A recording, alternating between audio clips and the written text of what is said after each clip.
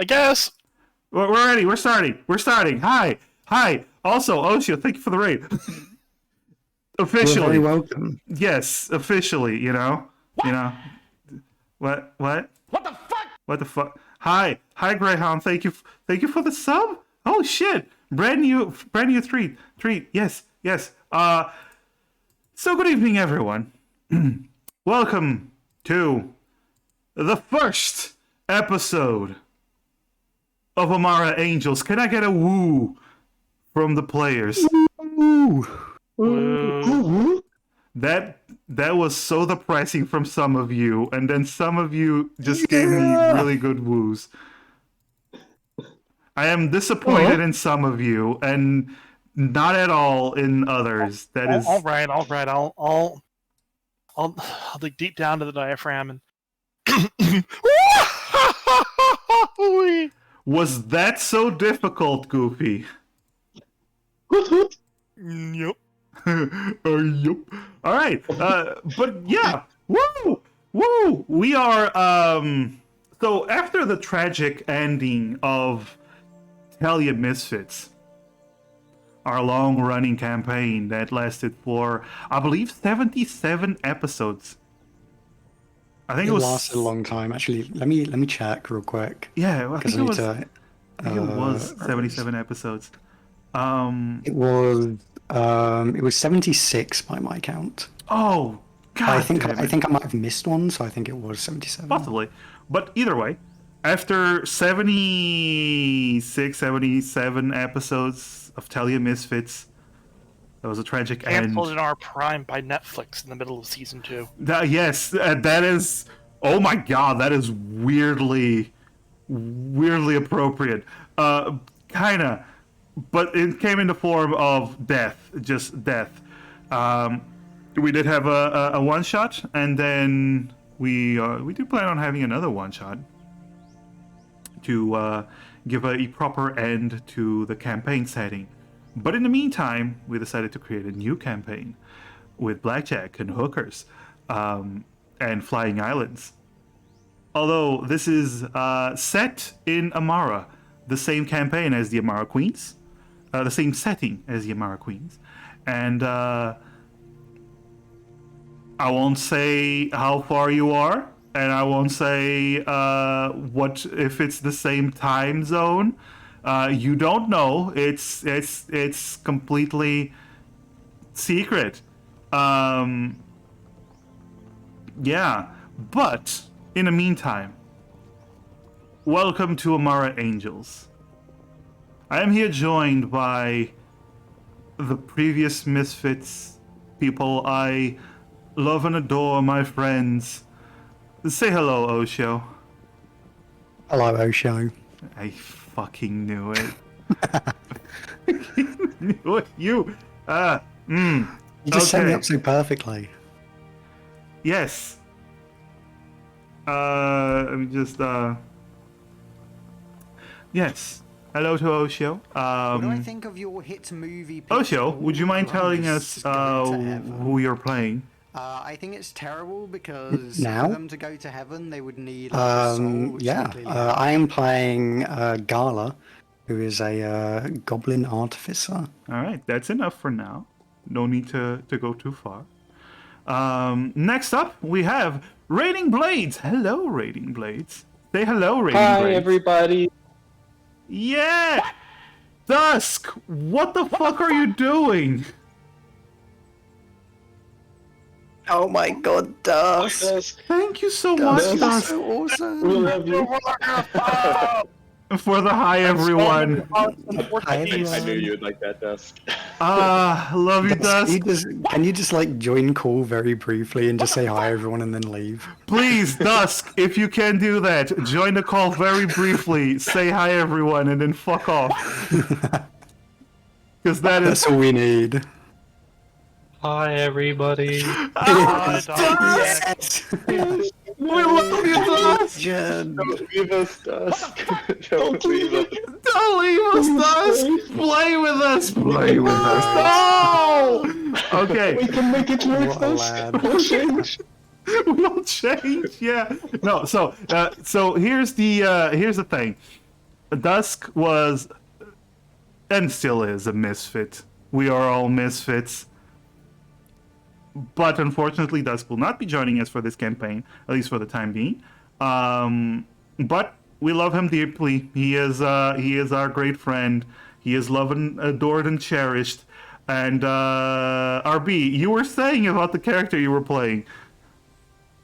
Oh, actually, hadn't even started. I will be playing Violet, a half drow elf bard. And half, what's the other? Oh, I don't know. Drow elf, half bard. Yeah, the other half is dwarf. half drow elf, half bard. Yes, thank you, Osho. Next up, we have the wonderful Savian. Hello, Sev. Gifts win. No, that's enough. That's enough. Don't ask me, okay? I'm not the one doing that. Nope, that's enough. Who are you playing, Sev? I am playing Sherry, the arcane trickster rogue halfling. Hell yeah. And finally, last but certainly not least, we have Spyro Proxy. Say hi, Spyro Proxy. Hi. I mean, short, straight to the point. That's great. What are you I playing? can't believe you wanted an opportunity to reply back with hi Spyro Proxy. Yeah, I thought about it, but Osho did it. So, yeah. Osho ruined it. Osho ruined it. Everything is my fault, as always. Yes. What are you playing? I'll be playing Azure, a high elf heal bot. Fucking hell.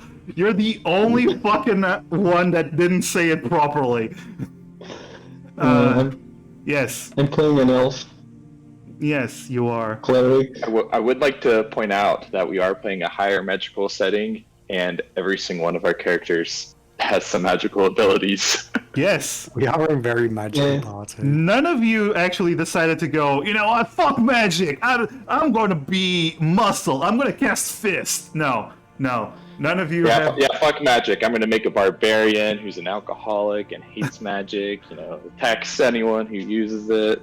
Man, that's such a lame... Complete original concept coming from Raining Blades right here. You heard it here first. That's such a lame character concept. God. What the hell, man? But yes.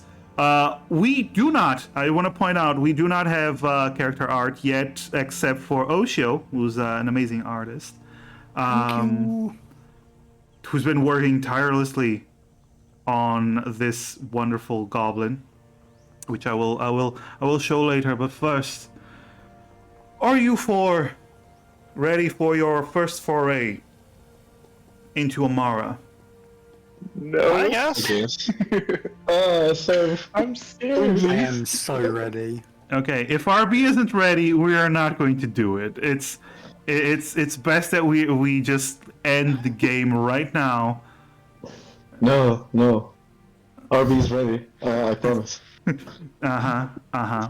I just imagine Spyro smashing his fist against his palm and you're ready, RB, aren't you? You're fucking If ready. you're not ready, you're gonna be. Yeah. All right. We start on the deck of a flying ship.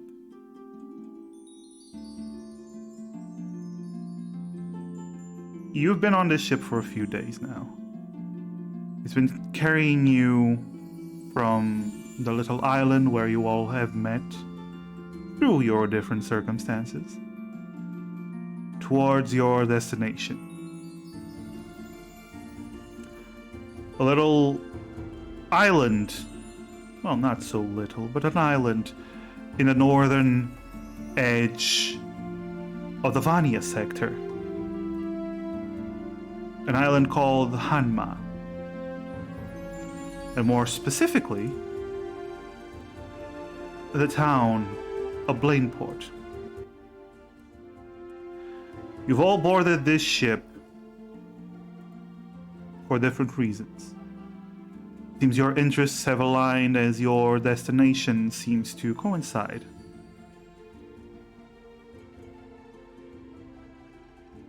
Also, Skelly Scribs has given you another hero point, so now you have 2. Congratulations, you Scribs, fucker. thank you, Scribs. Yeah.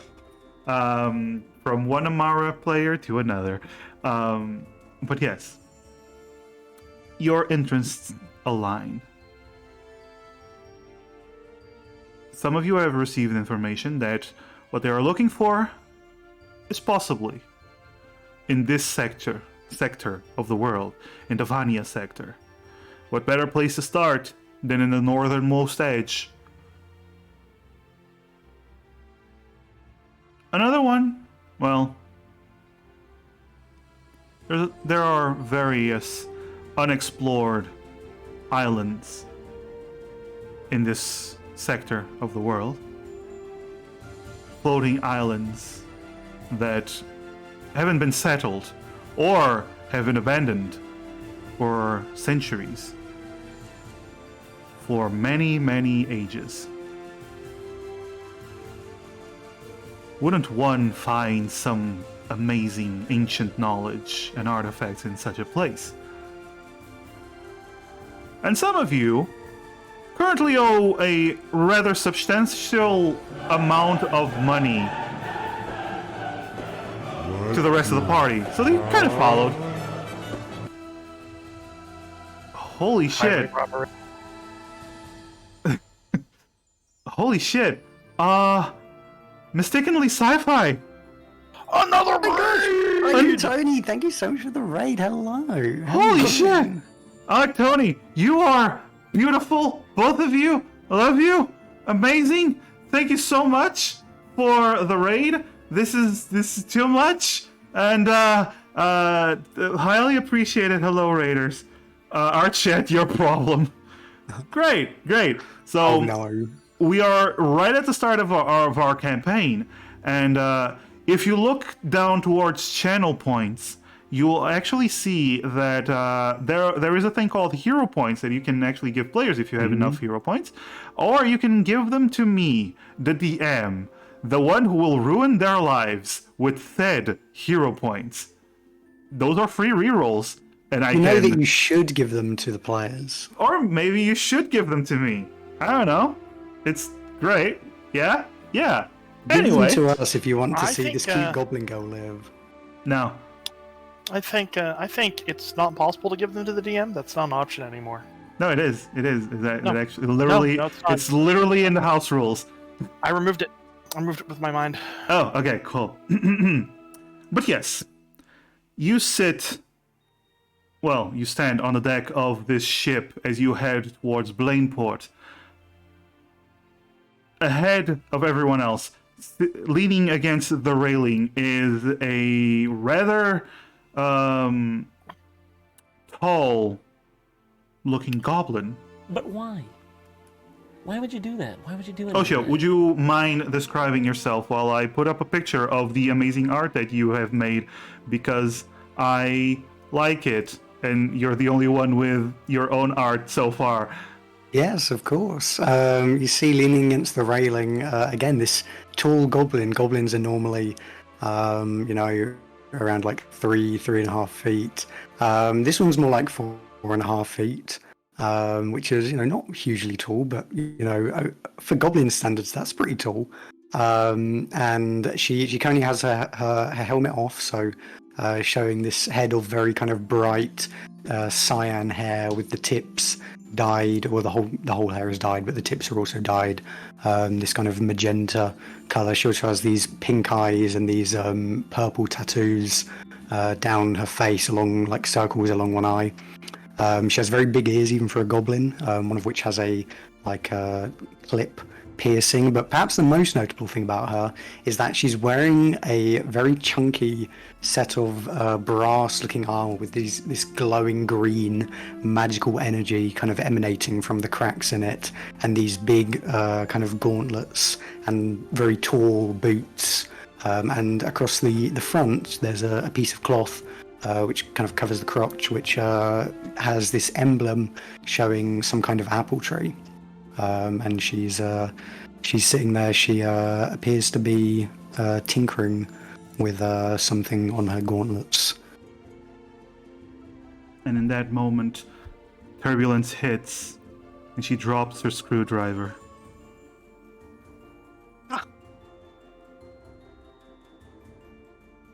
It's gone now. The clouds have taken it. Also later, but in return, a hero point surfaces from the clouds as lightning An has given equivalent you exchange. Yes. Yes, equivalent exchange. As Malus Gala is inspecting her gloves and, well, mourning the loss of her screwdriver, another individual seems to have arrived, drinking a bit of water that she has found. The ship isn't really a cruise. They do provide you with some food and water for the trip, but I mean, it did cost a lot of money, mostly all of your money, but at least they still feed you. But one of you is really good at swiping things, and this small halfling approaches the location where Gala is. Sherry, would you like to describe yourself? Certainly. Cherry is a young, short halfling. Short because a bit younger than she's teenage. And But why? Why would you trying do to think that? of best Why would you way do to any of that? describe things physically. She's a cutie. Well, I mean, yes, she does have a good charisma score. Yeah. That too, yes. Yes. Little high energy shifty halfling girl. Just a lot more relaxed than even normal on about, because for first time in a long time, she's not hiding on it. So Yes. just sort of taking in the atmosphere and not the walls below deck. Yeah. How does it feel to actually pay for a ride on a ship for once? Terrible. Why do people do this when I can do it for free? That's very true. That is a great way of seeing it. As you arrive next to your traveling companion for the time, another two individuals finally arrive, having been told by the captain that they will be arriving shortly at their destination. The two of them, one a high elf, another one a filthy half-breed. Would you care to describe yourselves as you enter the deck? Let's go with Spyro, with Azure. Would you care to describe yourself? Azure is of average stature. She's wearing a light gray chainmail armor with a cloak overall with a symbol of the light. She's half paying attention to where she's walking. She's half reading a worn book, and she has her hair tied to in a ponytail of a light brownish color, same as her eyes. And next to her is the filthy half-breed. I mean, sorry, Violet. Violet is this super perky half elf. She's just so happy to hear. She's walking around with Azure, and she's basically just talking her head off, even though she's not really paying attention. She has some really pretty, just basically straight black skin with this kind of short, curly white hair that kind of hides her ears a bit. She's a bit shorter in stature compared to a lot of half elves because she is half dwarf, and also gives her a bit more of a stocky kind of frame. And she's wearing leather armor, but the whole aesthetic of what she's wearing is just very much kind of a witchy feel to it, with kind of dark colored clothing, and very much like different, like a necklace and all this different regalia you'd expect if you were going to find go seek a fortune teller or some other member of the occult or something like that. Wonderful. As you arrive, you hear an announcement from the magical stone affixed atop of the ship that projects this voice that goes, "Attention passengers! We will be arriving in Blainport within 5 minutes. I repeat, we will be arriving in Blainport within... What was that? Oh, within 10 minutes! We will be arriving within 10 minutes!"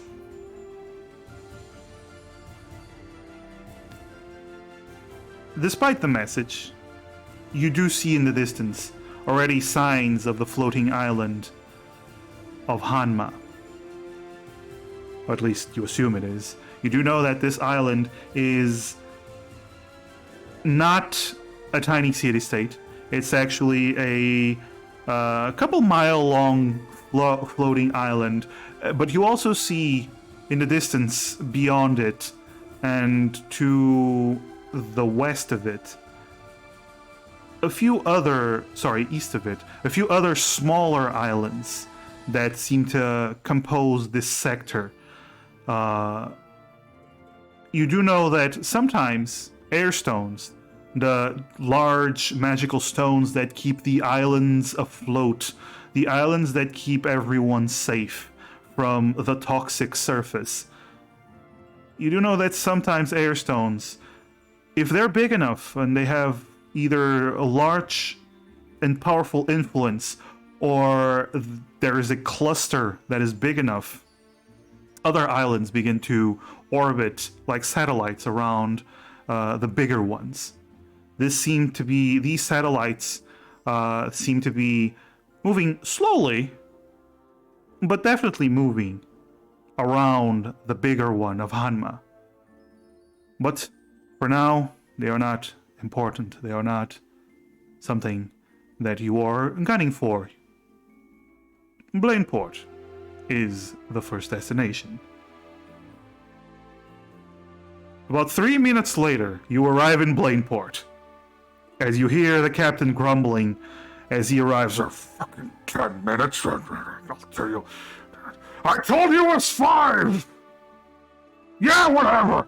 As he just walks over, you see him stumbling and staggering a little bit as you've realized kind of been drunk the whole time he's been captaining this ship. But you didn't crash, so good.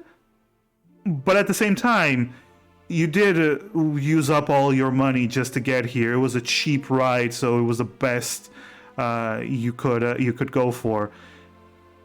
And as the ship docks, the captain stands by the board that is being placed, the gangplank that is being placed for everyone to leave, and he just sways a little bit. "Thank you for your patronage, and if you need a return trip, we'll be here in a couple weeks. Same price. Yes." And he just turns around and starts walking back. You see, he is... there's likely something there that has caused his life to not be as cheerful. But it's not your problem, because you have now arrived in Blainport. When he's walking away, Violet's going to just wave and be like, "Thank you so much. Have a great day." Great day to you too. You. Just stumbles away. But before you, as you exit the ship, you see the town of Blainport. It is not a really big city. It's at best a medium-sized town, if you want to put it in simple terms. There is to the eastern side, to the northern side, to your right as you enter the port, you do see this fortress. It seems to be a lord or whatever head of state is governing this area, where he makes his abode. Very clearly, very embellished. It doesn't seem to be ready for war. It seems to be an old, either a repurposed fort or a very brutish-looking mansion. But either way, you do see that, and then you do see that as the town starts heading north, starts heading southward, it turns into this more average-sized town with more rustic look to it. But you do notice that there is snow on the roof. There is snow in various places that you can see. It's not snowing currently. The skies are actually very clear, but it's cold. Immediately the cold hits you, and this sector tends to be colder. So you already have jackets that can withstand it, or appropriate armor modifications for some of you. But it is, in general, quite cold. And as you start heading a little bit into town, you start noticing the different sizes of the buildings. You get houses that are about twice the size of a normal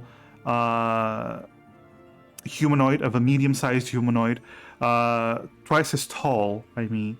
While next to them, you have a house that is slightly lower than a normal humanoid, medium-sized humanoid being.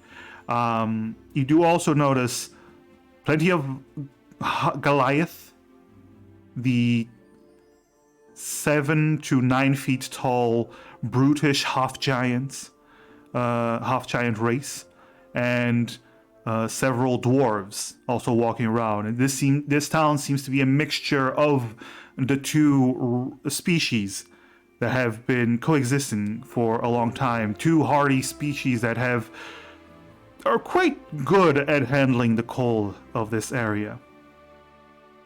And as you stand at the exit of the docks, you are struck by one thought. Each of you has one silver left in your purses. All of your money was spent on the boat right here. You have nothing. What do you do? Well, first I go to my character sheet and I remove gold. Yep, same. Indeed. Surprise! Work. Also giving you a hero point. Oh, thank you, Work. Hero points are flying today. Hi. Yes. Season premiere bonus! Mm-hmm. Yeah! I mean, sure. But yeah, so what do you do? That has got to be the worst airship ride I have ever paid for. Oh, come on, it wasn't that bad. Been worse, you know. But why? Why would you do that? Why would you do any of that? The important part is that we're here. Man, this place is cool. Literally. I think I'm gonna go work. Yeah, we need to. We got to find why? somewhere to make some. Why would you do that? Some Why would cash, you you do any know? of that? Yeah. I haven't been in this area before. You got any leads? Got any ideas? Well, usually I just go from door to door and ask if people are sick and charge for curing them. That does sound a bit inefficient. Usually I just walk around and find some money. You steal? No, I find it. Oh, okay. Suppose just dropped between, the cracks between houses and stuff like that. I suppose. Yeah, something like that. There's probably some people around here that need some sort of job to perform. I'm sure we could really help a lot of people. Right, Azure? Yeah. Sure do. Rest. Yeah, but mainly, mainly we got to make some money. A lot of I mean, times helping people with stuff will give money as a reward. But that's a nice bonus. We could go to the Church of Light and ask if there's something that needs to be done that people would pay for. Maybe one of the guilds. Maybe we can find out what guilds are in the area. They might have some work. Maybe. But wouldn't they do the work themselves? Yeah, but if we're going to be staying in the area for a while, we could just inquire. Okay. There might be people that are looking to get help from the guilds that we could, maybe intervene before they find their way to the guilds.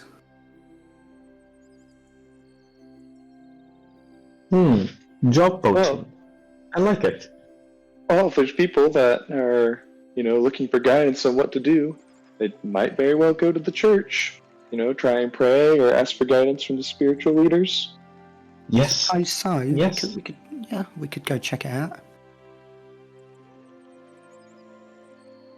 All right then. Settled then. Onwards to the church. And Violet, very anime-like, points straight forward in a random direction. I think we should find out where the church is first,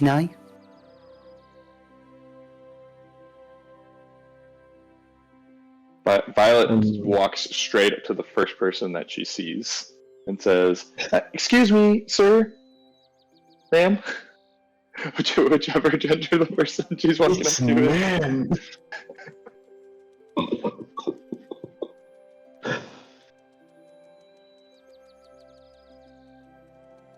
Passive. Rain. I was muted because I'm an idiot. Of course. Yay! Yes. So, first of all, what I was trying to say first is let me put you on the map of Blainport, which I completely forgot about. That I had it there. Nice. Yeah. So you walk up to this stout dwarf, this older-looking fella with this big, bushy red beard that walks over as you signal like, "Hey, lad! How you doing, hey?"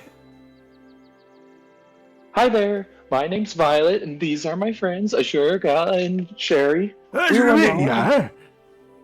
Yeah, pleasure to meet you. We were wondering if you might know where the Church of Light is? Yeah, okay, huh? So you go down to it, and the church, and you'll find the church there.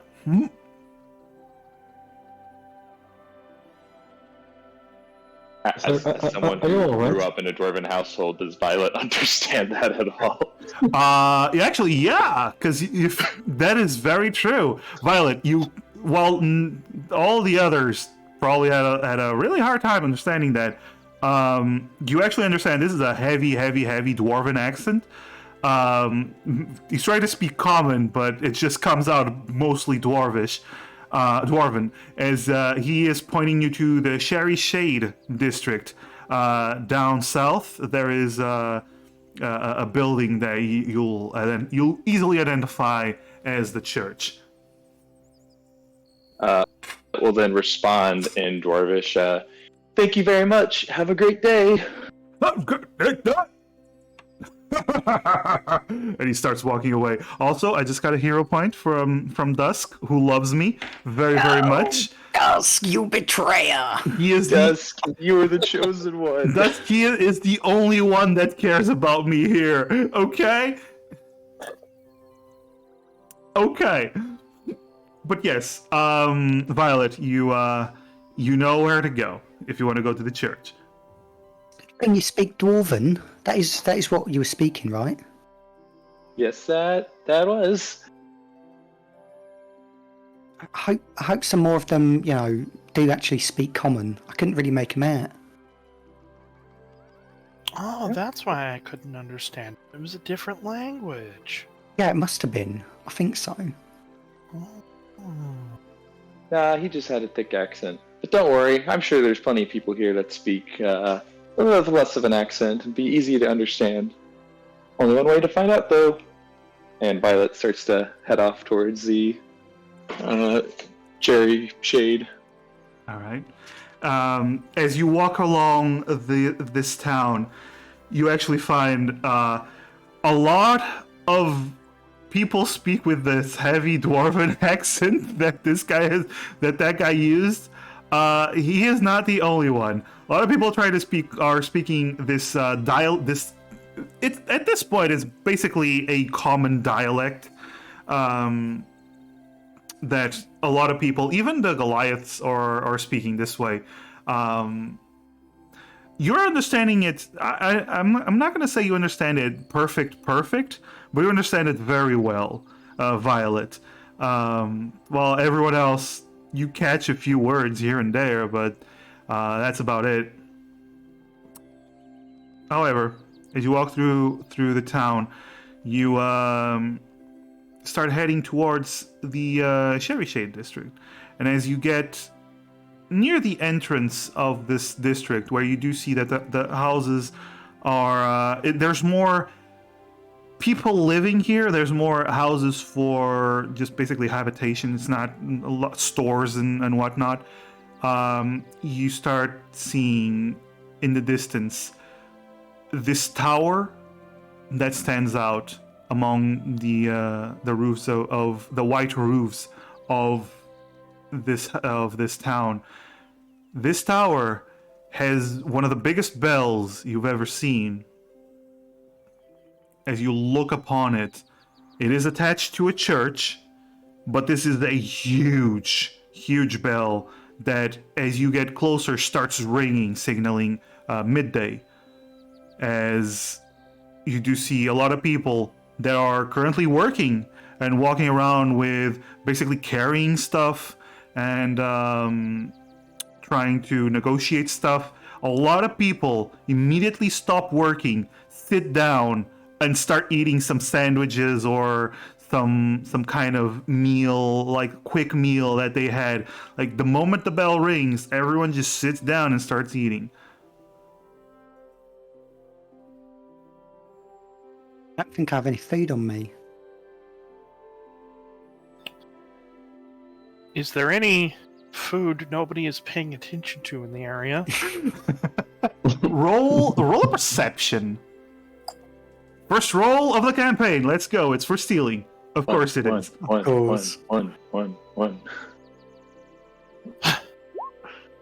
Hey, that is. Yeah. You look around.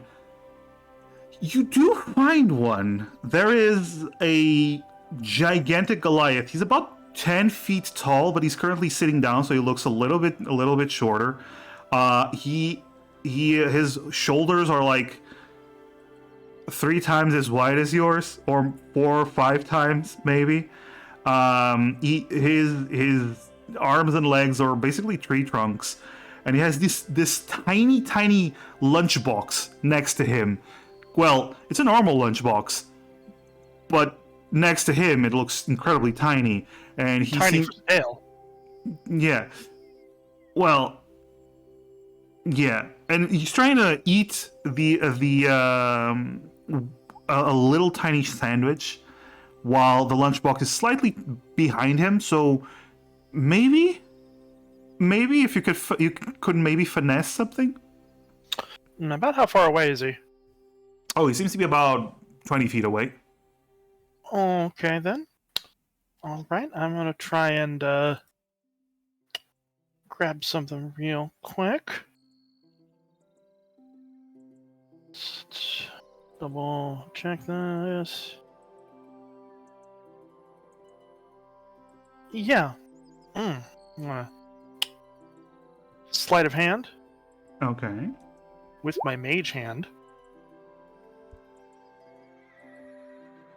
Oh, you're using your mage hand. Yeah, Right. my arcane Invisible trickster mage mage hand. hand. Yeah. So your mage hand starts to fly towards it. We just, you know what? Mage hand, Letterman. Yeah, I know. You know what? I'm gonna use the hero point. Oh no! Thanks, Dust. I still rolled really well, so you might not make it. And it is invisible, so. Okay, thank you, Dusk, for this natural 20 that you have blessed me with. First DM roll. First DM roll of the set of the campaign. Thank you, Dusk. Technically, the second. No. It's I used the hero point for the roll you keep is the one that counts. So it's the first roll. So you start picking up the lunchbox, and it starts to float up as you focus your energy. This invisible hand lifts it up. It begins to float towards you, and suddenly this gigantic hand comes down, smashing down on the lunchbox. You hear it just crash down. You see the ground cracks under the pressure of this monumental slap as he goes, "Hey, where are you going?" Then he lifts up the hand. Your mage hand is invisible, but if you could see your mage hand, it would be flatter than a pancake at this point. And he just raises up his hand, and you see the lunchbox, the crushed lunchbox, and what used to be a sandwich inside it, just sticking to his hand. And he just moves it. "Hey, no going away!" And he just gobbles it up. And I'm gonna turn away and whistle nonchalantly. Alright. I'm gonna say none of you noticed that this happened, aside from the Goliath suddenly just smashing his own lunchbox. In the meantime, Gala is just she just kind of pokes as you're just who should we be talking to about doing some of these finding out what they need to do and getting paid and stuff? Well, we should go inside, respectfully, wait, observe, see who's in charge, and then just whip up our best smile and ask if they need assistance. Can we not Do just not mention ask- money. all right, I'll do my best. Can we not just ask, who's in charge? Yes? All right, that sounds quicker than just waiting, because they might not be around, and then we'll just be looking for no reason. That's true. Okay. All right, you lead the way. Alright. Ajur goes inside. You head towards the tower, yeah? Yeah. Alright, so Dogs following. you do see that a lot of people are just taking a break. It doesn't seem like it's a law or anything. It's just a lot of people just enjoying their meal. And as you start heading towards the tower, it starts getting closer and closer, and you notice this building is actually pretty tall compared to the other buildings. It seems to be made for the Goliath mainly, but you do see plenty of dwarves walking around as well. You see immediately above the door, gigantic double door. There's the symbol of the light, which is basically a six-pointed, a sun with 6 rays coming out of it. you do a golden sun with 6 rays coming out of it. You do hear the bell. By the time you get there, the bell rings again, and now that you're closer, it actually hurts your ears a little bit. You actually do have to cover up for while it's ringing, but you do notice that everyone else gets up and they start heading towards their places of work. They pick up their lives where they left them for a moment, and yeah, you do see that the doors are open. There doesn't seem to be a lot of people inside. You do see a goblin or two, a dwarf or two, not a goblin. My head is full of goblins. I'm sorry. They are objectively the best race. I'm sorry. Yeah, goblins. I'm a fan of goblins. What can I say? But you do see a couple of dwarves inside.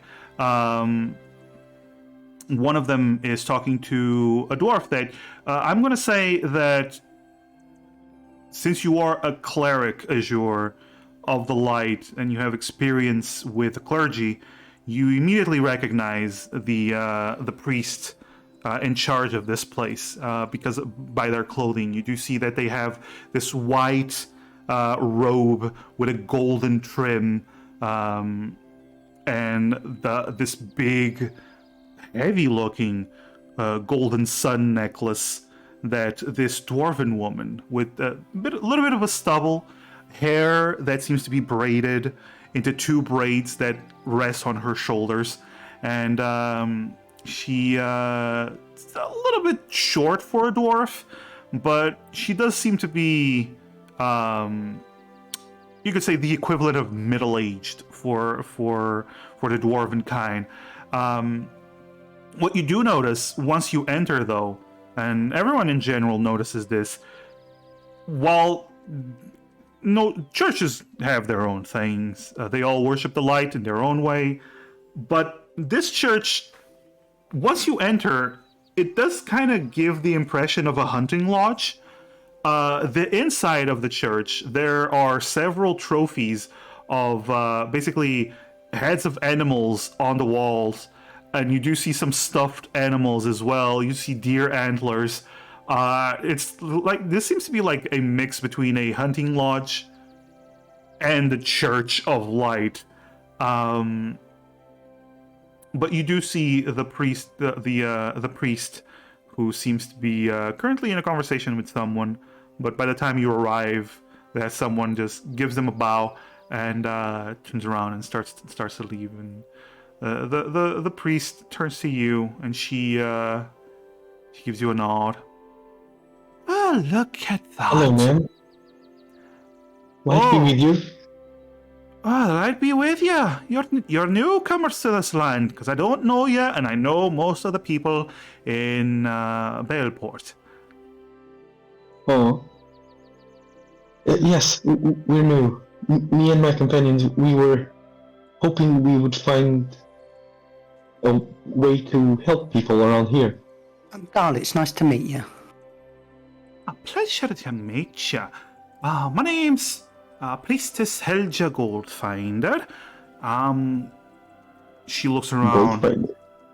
Hey. You're saying you're looking for work? Well, if you're interested in joining the guild, there is one guild that we have in town. If you're interested in that kind of work. What sort of guild? Oh, it's the Emerald Griffin Guild. Quite good lads. Quite good lads. They tend to be more of the treasure hunter kind of guild. Although they do some culling and extermination missions around the outskirts of town to help out with the folk, but most of all, they're known to be attracted to jobs that can provide them with a wee bit of gold hidden in old relics and stuff like that. Oh, that sounds pretty good, actually. And it sounds like that could be a good place to get some work. Don't you guys think? I don't know. I feel we beat ourselves already with someone else.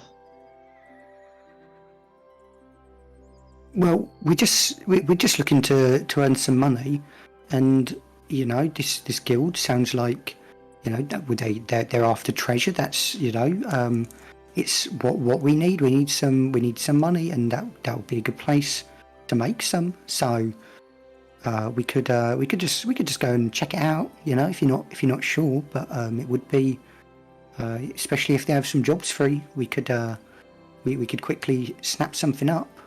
Well, if you're looking for freelance mercenary work, you're gonna have to ask around town. I can keep my ear to the ground if you want. You might want to try the tavern. There is a fine tavern, the Hungry Lodge. It's run by Alkan. She's a lovely lass. She usually knows. She's usually the one that pays attention to the goings on in town. You also have, and you didn't hear it from me, this an enchanter in town. Gimbal. He's a wee bit of a gossip, if you know what I mean. Tends to deal with a lot of adventurers, and as a consequence, he also tends to like to share more information than you probably should. But either way, if you want a secure job, I'd say joining the Emerald Griffins would be a good way if you want to be bound to a guild.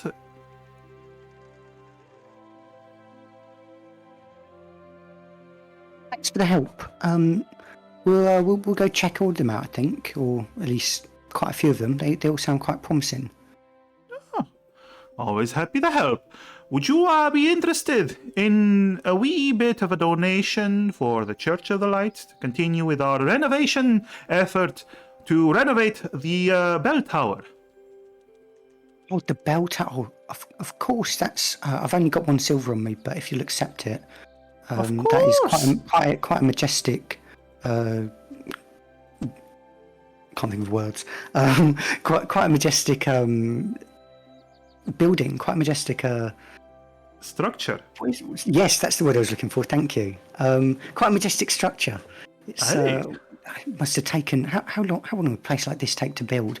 Although with Goliaths around, I bet that would have made it easier.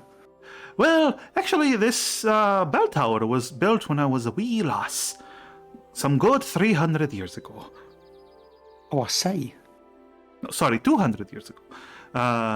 It was built by a combination of strong Goliath lads and tough dwarven women.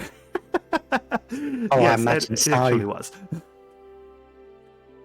Well, thank you for your information. And thank you for the donation, lass. And she puts her hand out for the silver, and then she slowly looks towards the others. Yeah, I sure will give the silver.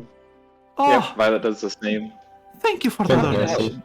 Sherry stopped paying attention half the conversation ago and is just looking around the room. All right. She actually goes to Sherry and says, "Oh, such a sweet lass," and she taps you on the head, gives you a little bit of a pat. Aww, and she just pinches your cheek. Aw, well, have a good day now. And she turns around and starts heading off to her own work. Sherry's gonna rub her cheeks and walk away. All right, we got a few ideas. Then we could go to. Sounds like if we want something, you know, a bit more freelance, we could go to that tavern or the enchanter. What do you think? The tavern might be a bit more promising to begin with. The enchanter might have some more specialised work, I think, but they also might know some interesting things, I think. I want to talk to the enchanter. Right, did we ask where they were? Or we can just ask Um, him to go around. She gave. I'm gonna say she gave you like general directions how to get there. All right. Which is It's closer? yeah. She just points in the direction of where to go. Okay. So it Right, was from what she told you, you get general sense that the tavern is in the Sherry Shade district, the enchanter is in the upper district, and the guild is actually in Cloudforge. I imagine we're in the upper district right now. You are in Sherry Shade. We're in Cherry Shade. Okay. So... Oh, we can always hit the enchanter later. I think maybe the tavern Right. would be a good first stop. Sounds It's right good. Sounds close good. by. Let's go check it out. All right. So you start trying to find the Hungry Lodge. Doesn't take you too long. You ask around a couple of people. Well, Violet asks around a couple of people. Everyone just follows Yeah, it's kind of hard to understand most of them, but Violet seems to be doing well. It's as if like everyone else can understand as well, but she's just very talkative. She just takes initiative regardless. That's kind of adorable. But yes, as you get the directions, you actually see this tavern that is it's a wooden tavern, large, single-story building. It does have several shutters that some of them are closed and some of them they have this covering for the snow, and the snow has been piling up. You do notice something. It does seem to have this fortified door, and you do see outside, and as you start heading inside, places for that some of you recognize, places for holding armor and weapons. This seems to be some kind of a barrack that was adapted into a tavern at some point. As you are entering it, you do see this large Goliath woman with she has a bald head, but you do notice at the back, the very base of the neck, it's where a long braid starts. It reaches past her waist, but she has no hair aside from that. She has these cool claw-like blue markings all over her shaved head and her face, and this big scar that goes from the chin all the way down to her collarbone. She seems to be about 8 feet tall in general, and she is standing behind this large brass countertop that seems quite good in quality and well embellished. And then you look around and all the tables are like tiny circular tables with these large tall stools and these smaller chairs, and you start to realize, oh, the dwarves sit on the stools and the Goliaths sit on the chair, so they remain all at the same eye level. But you do see this the Goliath woman. She is in the process of bringing 2 large mugs of beer to a Goliath fellow on the counter. And the moment you enter, there's a few people that stop talking, look at you as the strangers, the new faces in town. But seconds later, they go back to their drinking and talking. Oh, I just realised the problem. I just spent my last silver on that donation. Can't afford drinks. Yeah, me neither. Well, we could always just go up and ask. Don't need to order drinks. It's a bit impolite though, but no harm done, right? I hope not. Being friendly always gets you a good foot in. Yeah, you're right. And then Azure goes behind Violet. And Violet skips forward. All right. Hi there. And she, well, it's the introduces her, or walks up to the person who's presumably the owner that they're told about. The one behind the counter, yeah. Yeah. What was the name of the person we spoke with at the church again?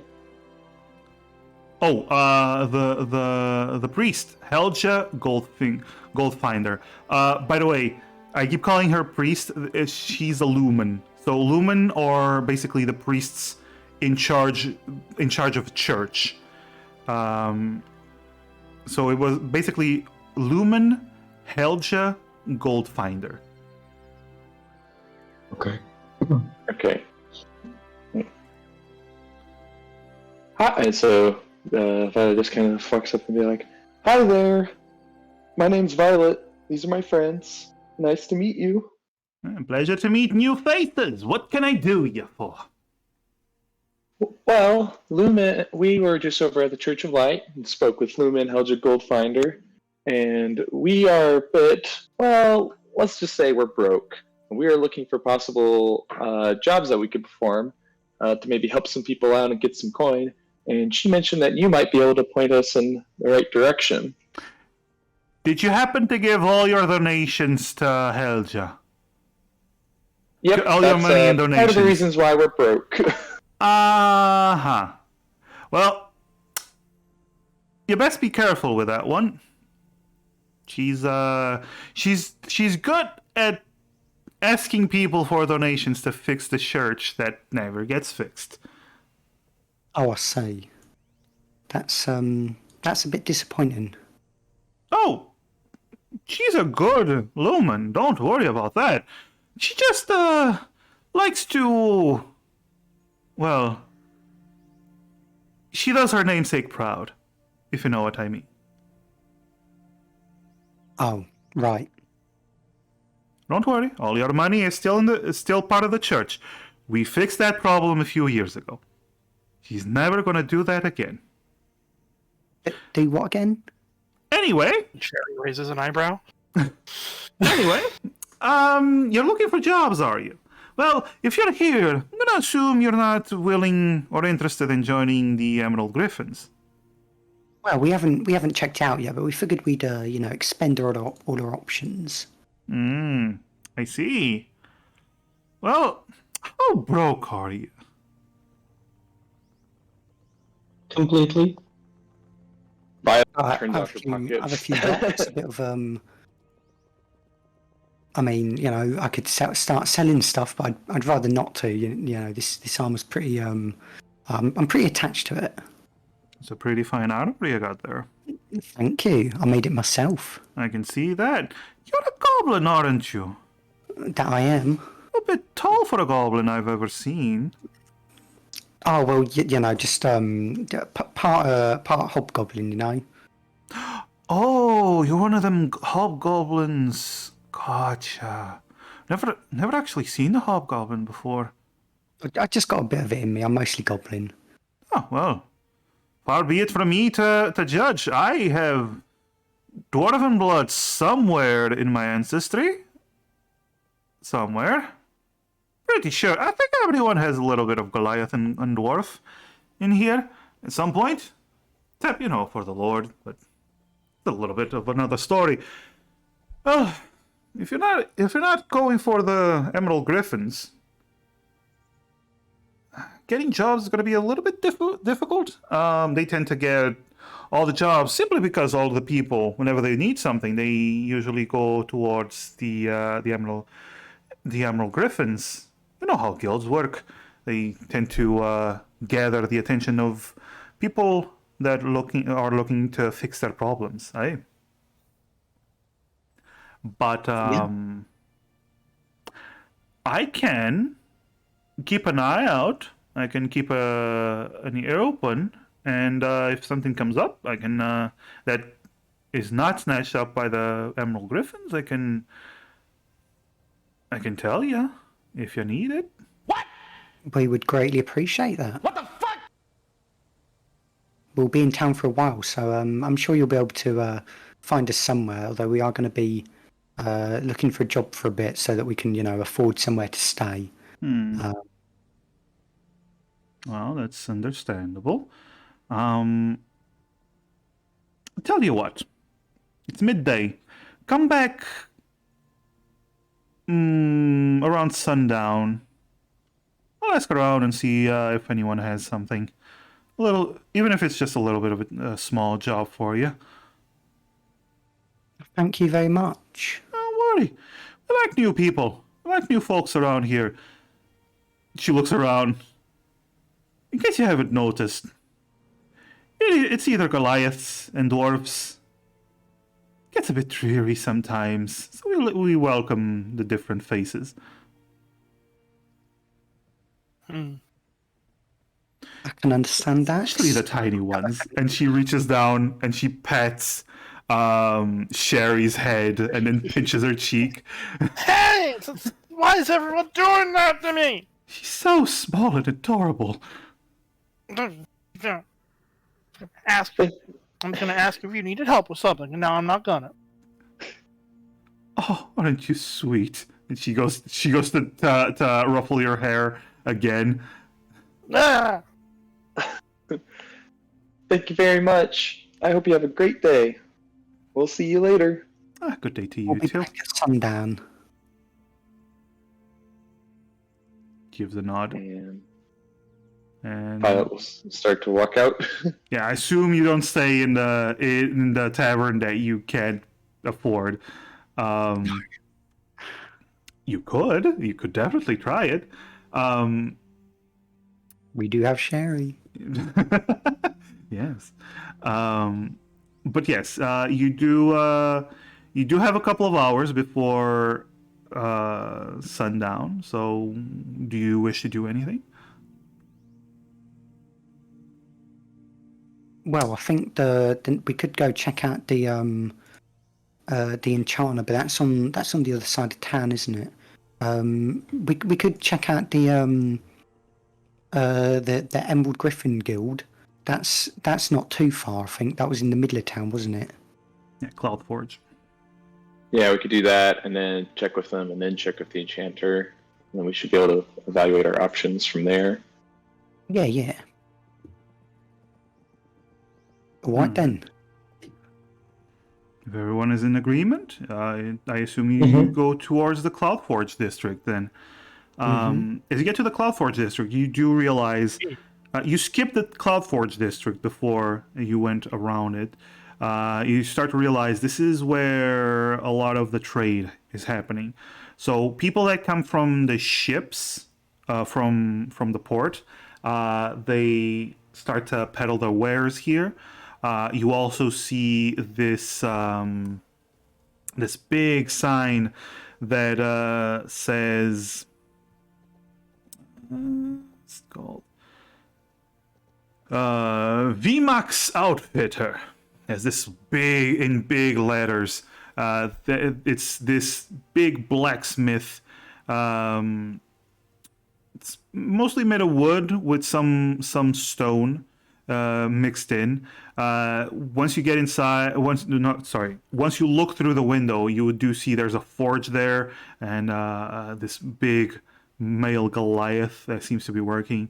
You see a lot of people that are basically trading. They have these little shacks, improvised shacks, and you do see one individual, one young dwarven girl. She seems to be probably around 10, 12 years old.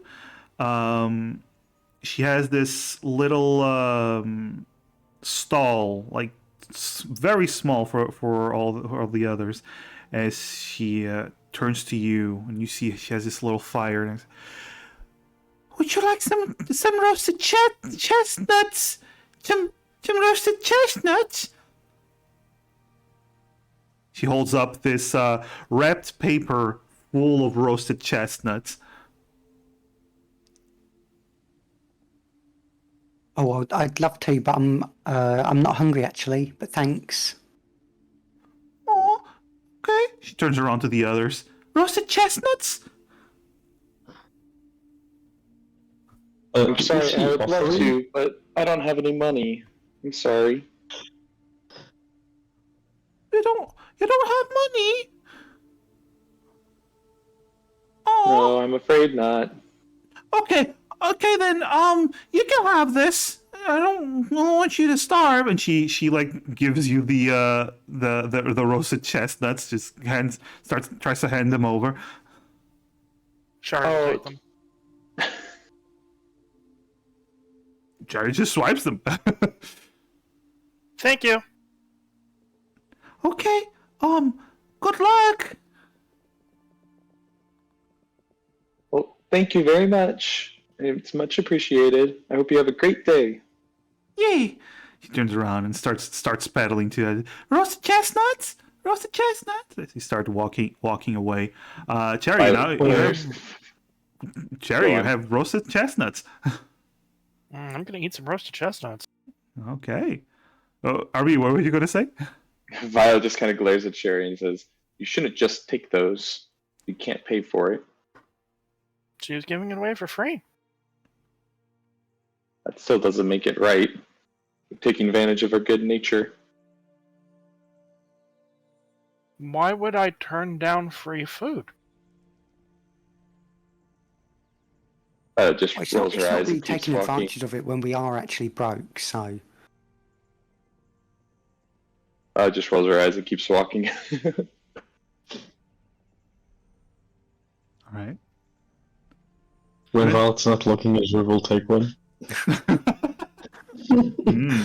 All right. Okay. You take one of the roasted chestnuts. They're pretty good. Like you break the shell, you start eating the inside. Very well cooked. Yeah, this pretty good. Pretty good. Um, eventually, you do reach another building. As you get there, you start seeing that more, let's just say, people you identify with become more apparent. Adventurers, such as yourselves, people wearing some leather armor, some wearing like heavier armors. Most of the people seem to have weapons of some sorts. And you do see, despite the cold weather, there's a couple of Goliath and dwarves sitting outside, just enjoying some ale. One of them eating this large loaf of bread, and you look around the building and you do see it has this stamped right on top of the door. This symbol of what seems to be a griffin, this green griffin swooping down for an attack. You do see a couple of people through the windows. They seem to be sitting down. Doesn't seem to be like a bar situation. Seems to be more like a waiting room and just hangout spot. As a couple of people look at you, seeing new adventures, and you see for the first time since you've gotten here, someone that isn't a dwarf or a Goliath. You see this rather tall and slim, half-elven individual. You can tell the elf part, but you can't really place what the other part might be. Has this long golden hair that is tied up into a loose ponytail, and he's actually missing one of his ears. The other one is about the same size as Violet's, but he's missing one of the ears, and has well, this. that must be what makes him half elf. Ah! Get out! TPK right now. No. All right. No. Yes. But yes, as you do notice this individual, he has, upon a closer look, he has this leather armor and these two very embellished daggers that are not on his waist, but on this. Basically, they're on his chest. There's this holster on his chest where these daggers are just on full display. And he gets up and walks over to you, sees you adventurers, go, "Morning, ladies." Gives you a nod. Hello. We're a bit we're new in town, you know. I can see that. I'm Gala, by the way, and we Pleasure just to- He actually reaches out for you to give him his hand so he can kiss it. "Pleasure to meet you, Gala." Gala reaches out this mechanical, like clearly not anything like her own And hand. he switches to a handshake.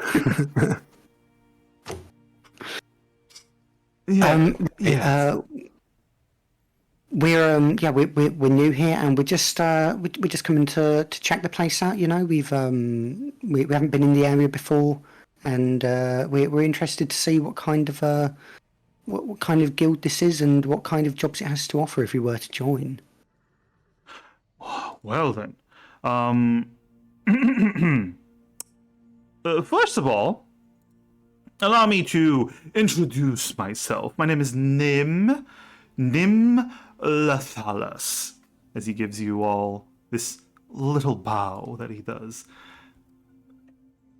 And, well, I would like to welcome you to the Emerald Griffin Guild, this wonderful establishment, and one of the premier guilds in this wonderful sector of the world. Vanya is very proud to have us here. And you're saying you wish to join us, is that it? Well, we haven't decided yet. We don't know anything about the place. That's why we've come to check it out. You know. Well, as you can see, and he points towards the guild. I believe you might be used to drunken revelry or, stuck-up individuals, but no, nay. In the Emerald Griffin, we are family. And he just puts his hand to his chest. We are everyone's brothers and sisters. We believe in being a family. And that is how we thrive. That is how we succeed. He flashes you this smile. Would you like to be our family? You will get jobs, obviously. But we are, you could say, a treasure hunting guild. We focus our efforts on exploration and recovery of, let's say, discarded goods that people long ago either lost or no longer saw fit to keep, and we make good use of them. If you catch my meaning. He gives you another wink. I do. Indeed. Of course, being part of the Emerald Griffin Guild, at certain points within your rank inside the guild, you will be afforded with different benefits. We also have our own shop where we can restock whatever we might need for our adventures. And we also have a bit of a deal with some of the vendors, some of the established places within town for magical equipment. And of course, we also have license for certain banned materials that only us adventuring types with licenses are able to get. And as being part of the guild, once you reach a certain rank, you will be afforded the same rights and such licenses. You know, standard guild stuff. All right, but with all these benefits, of course, there must be. Is there a sign-up fee? What if we were to join? What would we have to do? Well, of course, there is no sign-up fee. We are not one of those guilds. No, no, no, no, no, no. We do not require a sign-up fee. We require you to sign a contract, of course, that will bind you to the guild and to our rules. Standard procedure, as you obviously understand. We do not want people to come in just to get one job or two with us and then disappear once they benefit enough. That is not. Good heavens! Of course, dreadful business, dreadful business. But there's no sign-up fee. However, the guild does take a share of the reward money, as the guild itself must make a profit. And the guild also sells things as you may need them. But yes, the reward fee does get taken. Some of the reward will get taken by the guild. Depending on what you find, the guild might also want you to hand over such items, not for the purposes of keeping them, but for the purposes of possibly studying them if the need arises, and possibly buy them off you if the guild holds an interest in such things.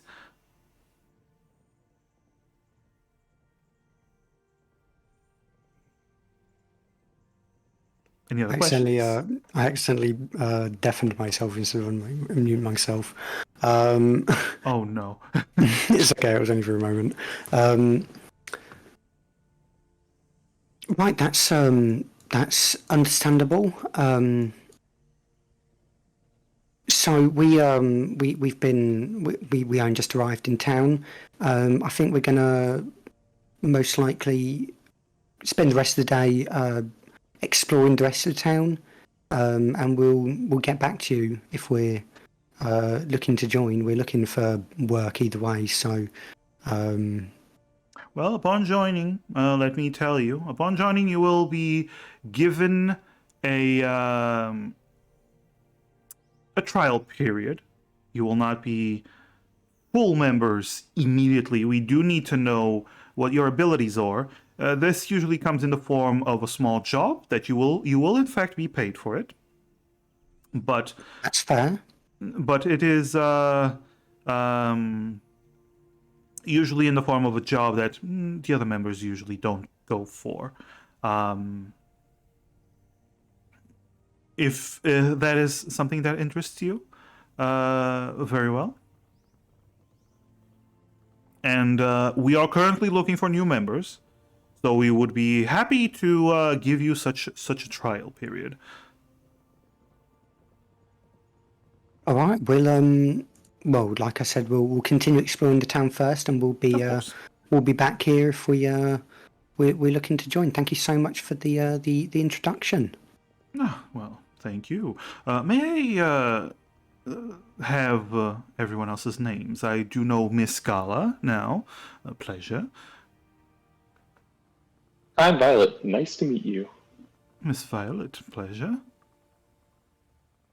Sure. Ah, Madame Azure. Sherry. Ah, wonderful little Sherry. And he reaches down and ruffles your hair. She backs away. Okay, oh! Third, fool me once, shaman you. Fool me, try shaman me. Fool me 3 times. No, just nope. Make a dex save Not against it again the today. head. Yeah, no, he didn't actually try to. He tried to reach out, but once you step back, it's just precocious, aren't they? Have a good day then. Just know that we oh yes, of course. We also provide free lodging for our members that require it. Oh, that's we'll keep that in mind. Thank you. Indeed. He gives you another wink, and then he goes back to talking to other individuals. All right. I think we turn and step outside. Yeah. I'm guessing. All right. You are outside in the cold, a little bit ways away from the guild, so you can speak in private if you so wish. Well, that does seem promising, but I'm not really planning on staying in this area Me either. permanently. That's what I was afraid of with these guys. They're like, join us and you'll be here forever. No, not my Yeah, style. it's a bit contradictory in it. They're all about exploration, but you got to stay in the same place. Bit silly if you ask me. Doesn't make any sense. Yeah, it was a bit weird. Let's go check out the enchanter and see what they have to say. Mm-hmm. See, Azure? I told you we'd get to them eventually. Yeah, you're right. You're always right. Violet laughs and then starts to skip off ahead. All right. So you start heading towards the upper district, and as you get to the upper district, you start to notice something. The houses seem to be in better condition. You don't see snow piled up everywhere like in the other districts. The roads seem to be a little bit more well maintained. You start seeing a little bit more dwarves than Goliaths in general. Quite a bit more dwarves than Goliath. Is there any of that money dropped between the houses? Money dropped between the houses? Yeah. Yeah. Roll a perception, I guess? I had to refresh roll 20 because it disconnected, so I gotta reopen the character sheet and it's loading. I mean, you just I see do snow. have proficiency in perception. I just don't have a wisdom score. Oh! Well, there you go. How does it feel to be level 3 again? Feels good to be honest. Weak. I used to be powerful and summoning the forces of darkness and the abyss. I remember when we had someone who could see everything. Yes. And now we're... He's asleep don't. now, sweet prince. But you look around, I mean, you just see snow. Nothing worth stealing that catches your eye.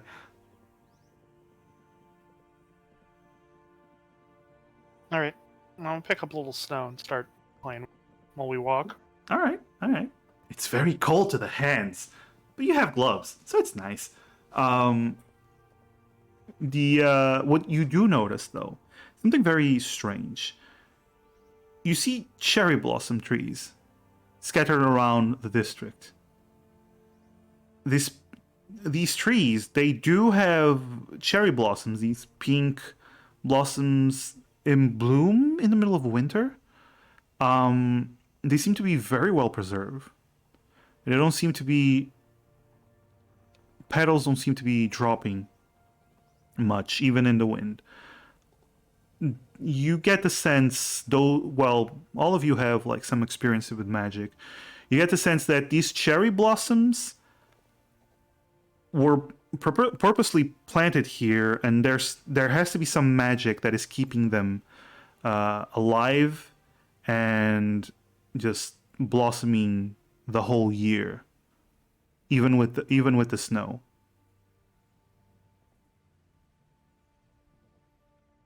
And as you walk around this place, looking at all the well-dressed dwarves that pass by, you do find the enchanters place. It's called the Stargazer's Enchantments. You look at this plaster and wood framed simple building with red tile roof that is currently somewhat covered in snow, not as much as the other districts, as I stated before, but it does have substantial amount of snow. You also see several boxes outside next to the door, and this step 3 steps that lead to the door that,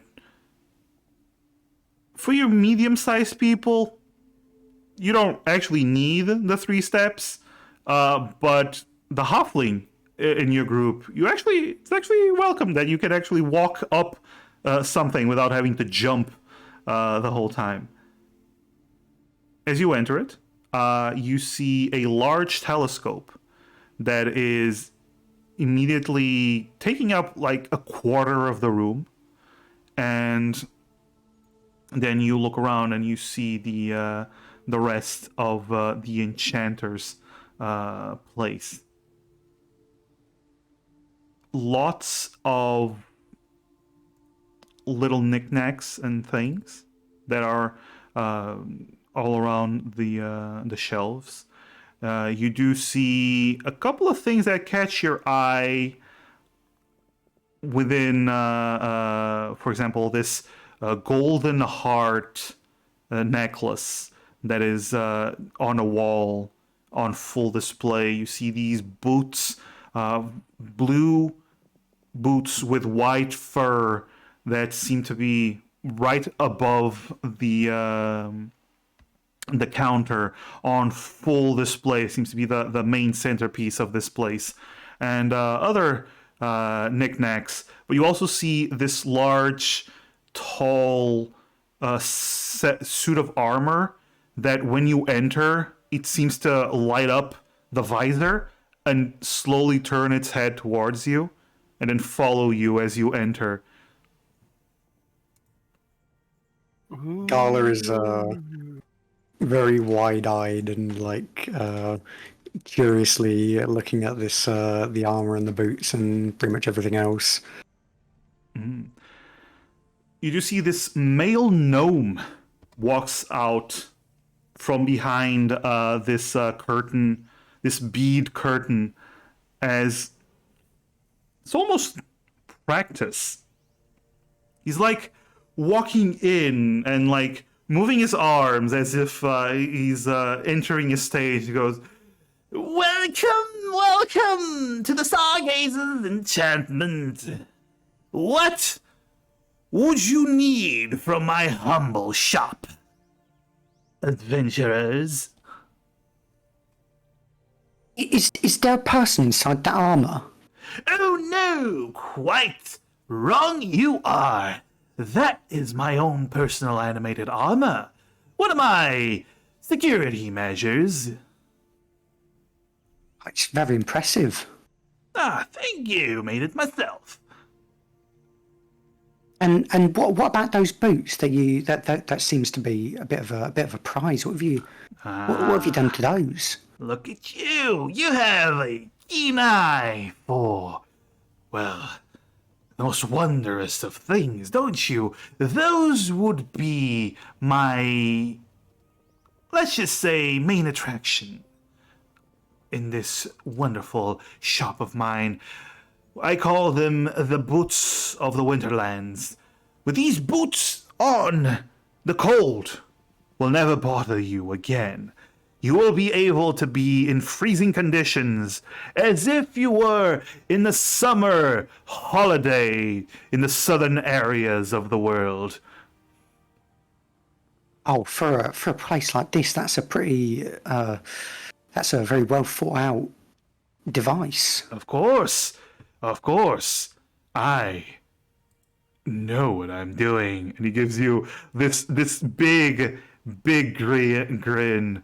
Of course, as the main attraction and one of the most difficult things for me to create in this place, it does come with a steep price, but always useful when the cold is your enemy in such a place. I mean, Oh, I'm sure. in general, Vanya is an inhospitable place. I'm not from here, personally. So, if I came here, the first time I came here, I would very much welcome a pair of such lovely boots. Us too. We haven't been. At least I haven't been to a place like this before, and it is a bit nippy.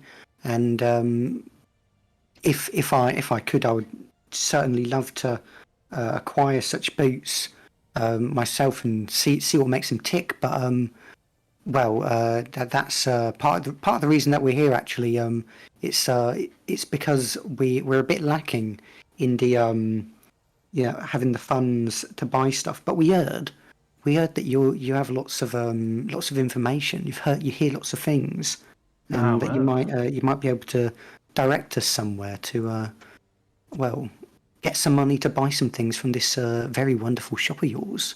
Well, keeping an ear to the ground is part of the job, you understand? Ah, yes. I do. I used to know a man like you. He was an orc. He a bit more of a humble shop, but he knew everyone in the area. Ah, well, that is what I call a professional. When you have a business like myself, you always have to pay attention to what others are capable of bringing in. Do you think I'm an enchanter? I create things. I create wonderful, wondrous items. But do you think I made everything here? No, not exactly. But it's always good to know, for example, people like the Emerald Griffins. They do bring in good things from time to time. Have you checked with them? We were checking out that building of theirs just earlier, and they seem like an interesting bunch. Indeed. If you're looking to be adventurers, well, they're a good guild, at least a good guild to start with. There's not many guilds in this area. In Hanma, there's only 2 guilds, unfortunately. But they do a good job. They do a good work, so it's worth it.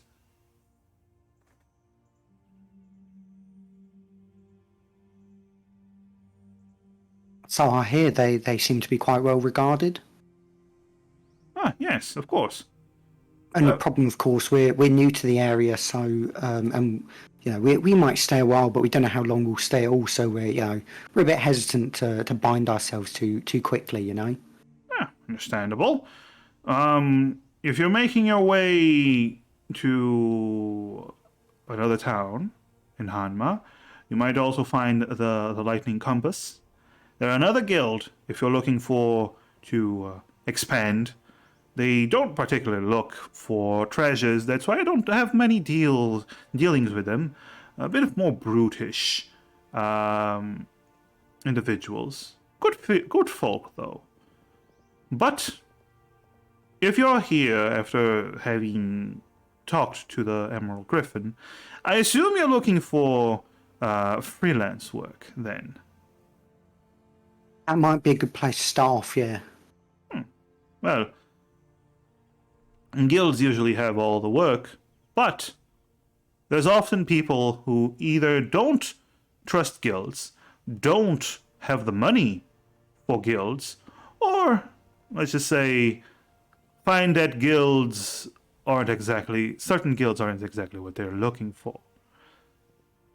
A little birdie has told me that a certain individual of the sort might possibly be looking for people to do a little bit of a kind of job that requires a little bit of more muscle.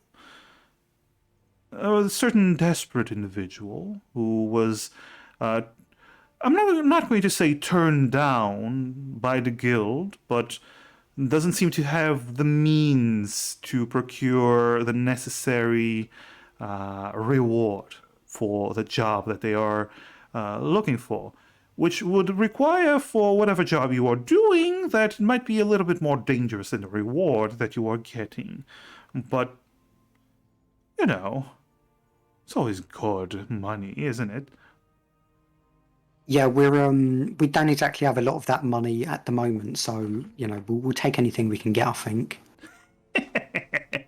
Ah, I see. Well, if you're looking for that kind of job, I can direct you to the person in question, and possibly You might earn a little bit of money, but you might have to work for it quite hard.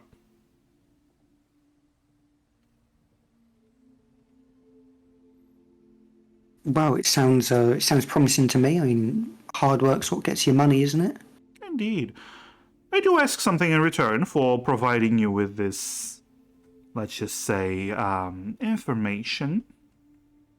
Well, of course, if it's something I can provide, like I said, I don't have a single copper on me at the moment, but if it's after the job is completed, I'll be happy to provide a small tip. Ah, of course, I'm not looking for payment. I know you are quite broke, I assume. But, like I said, I value information. This individual seems to be, a bit of a, archaeologist of the sort. He seems You to... have my attention. He seems to have come upon a certain site, and it seems to have a little bit of trouble. All that I require is that if the mission does take you to this site, and you do go in and you do explore, I require you to do two things for me. If you find anything that you might, I don't know, happen to take out of the site without this individual learning about such a thing, because he doesn't have ownership, he's only studying them, so he might not need them, right? If you do find something like that, I only require you to bring me those items, and often be generous in the price you will be asking for. Be open to selling them for a good price. You know, making course. business. And the second thing is, should you not discover anything, if you do have come upon any information that might be valuable for me, I do ask that you come my way and simply share that information with me. Well, of course. Good. I really am curious about what that person was studying.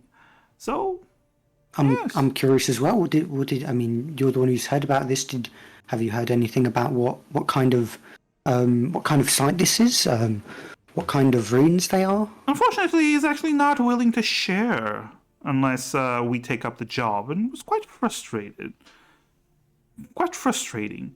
It seems to be part of why he was unable to get the guild to sign up for it. I say, well, perhaps I'll be able to provide some of that information to you That would be once we quite wonderful. complete this job. And Gala kind of looks at the others. It sounds like something that might interest all of us, or... Azure nods frantically. Non-committal shrug. It could be at least worth looking into. And Violet's frowning a bit. All right, then that sounds like, I mean, at the very least, we got 3 out of 4. So, let's. Could you direct us to this individual? You do see that the gnome is already taking a piece of paper, writing it down, then turning around and giving to you. The name's Kipper Luflo. He's a gnome, like myself. Be sure that this is the direction to his home. He should be around there. Yes, he should be around there at this time. Pay him a visit. And tell them that the Stargazer sent you.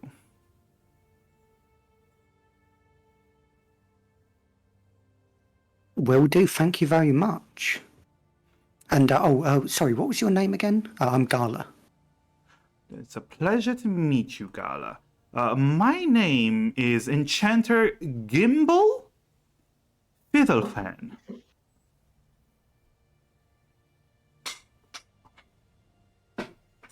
Gimbal Fiddlefan, I will remember your name. I'm gonna need that in the chat to write down. God damn it, Massive. Stop giving me weird names. Gimbal Fiddlefan.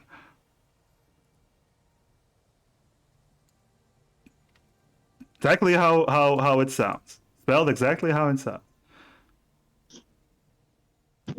Alright, so do you head towards the house, or do you want to chat about anything outside the shop before you head there? Around what time is it? Around, I'm gonna say it's a couple of hours before sunset. Okay.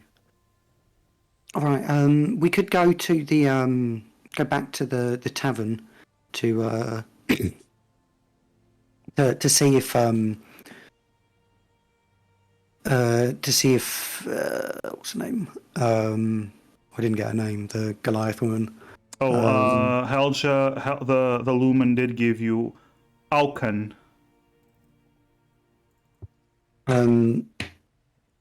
Right, we could we could go to see if Alkan got any news for us, or we could go straight to see Kipper. How who has the map? How far away is his house? You do see his house is right on the edge between the Upper District and the Sherry Shade. It seems to be about 15 minutes walk from where you are. Okay. What do you think then? We'd have to go all the way to the other side of town again. We went back to the tavern.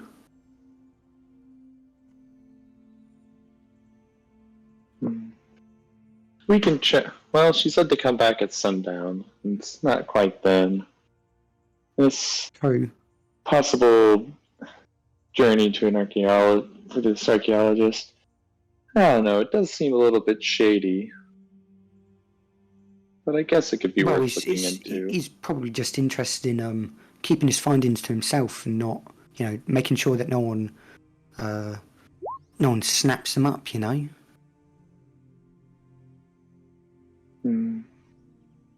But I think it's worth looking into. We might find some interesting things in a place like that. A recently unearthed ruin or dig site. Well, if you want to look into it, Gala, then by all means, let's go. All right then. As Gala enthusiastically leads the way to Kipper's house. All right. I assume everyone is going as well. Yep. Sure. Okay. So it's not hard. You have the directions. You immediately reach there, and you do see it's a small house, smaller than the rest. You do see that the door is outfitted for indeed a gnome. So Gala, you are currently taller.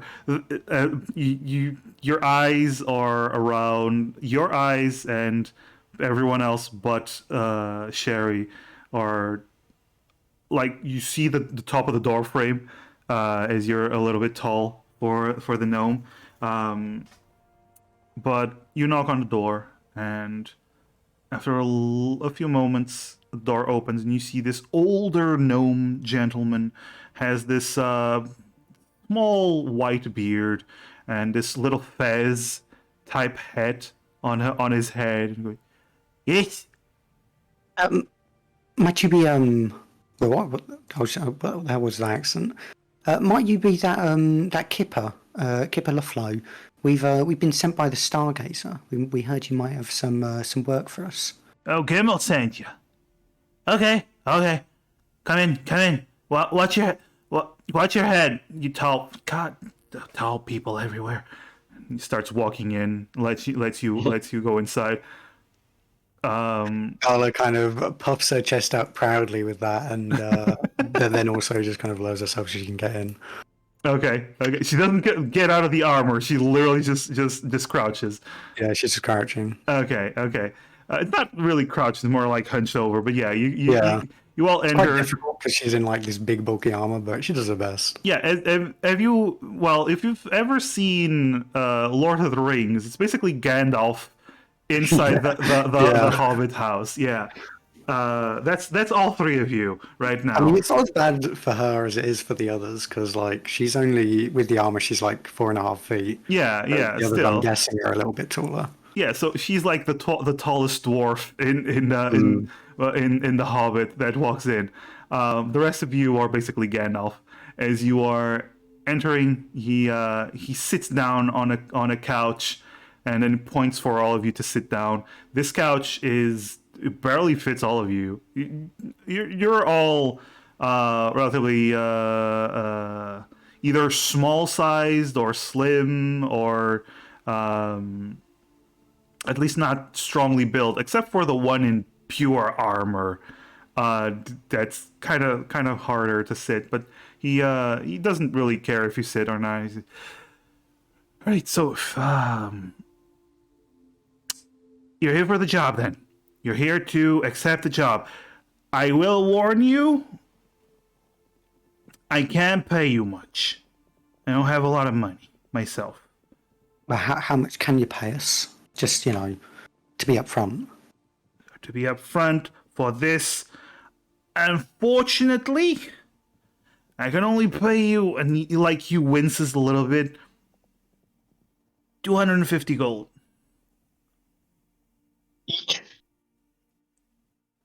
I know. I think he means altogether. Oh, Yeah, altogether. Sorry. That's why the guild didn't want to take, because I don't have enough money for the kind of job that I was looking for. it's okay. It's okay. Oh, that's okay. acceptable to me because it sounds like you've got something very interesting on your hands. What's this? We heard you've unearthed some kind of ruin, some dig site, and you're interested in some help, perhaps exploring it. Well, not really exploring it. That's the problem. My friends and I, we were well on our way to studying it. We already we found a way inside these ruins, and we were studying them. We were examining them, being very extra careful not to damage anything. We were following procedure until this band of savage, fiendish orcs appeared. They nearly killed us. They started rampaging through the place, taking it over.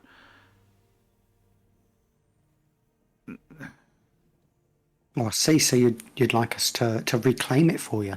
Yes. Well, here's the thing, see. If you could reclaim it, that would be perfect. If you could take care of all of them, that's fine. But I'm actually paying for a certain item that we were unable to recover. We were studying it. It was this crystal ball that we found. We were still in the middle of studying it. But before we could do anything, the orcs attacked, and we weren't able to take it out with us. We barely made it out with our lives. My two friends, they're still in the medic being treated right now.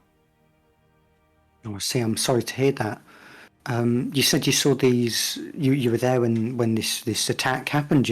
Yes. Have you got any idea how many of them there are? Like an estimate? Just so we have all the information we have.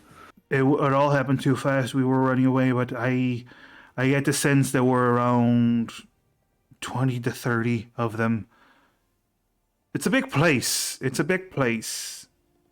But I see. Then, yeah, then main objective being the recovery of this one artifact. But if we can anything we can grab, or even if we do manage to somehow reclaim it, that would be ideal. We'll see what we can do. I think anything you can grab, anything from that place that you can take away from those savage creatures that you can bring to me and study.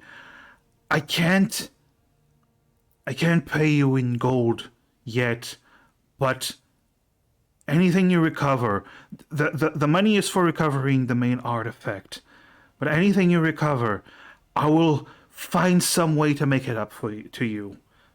And if you manage to, I don't know, expel them, kill them all, whatever you do to get them out of that place so we can go back to our studies, I will try my best to make it up to you.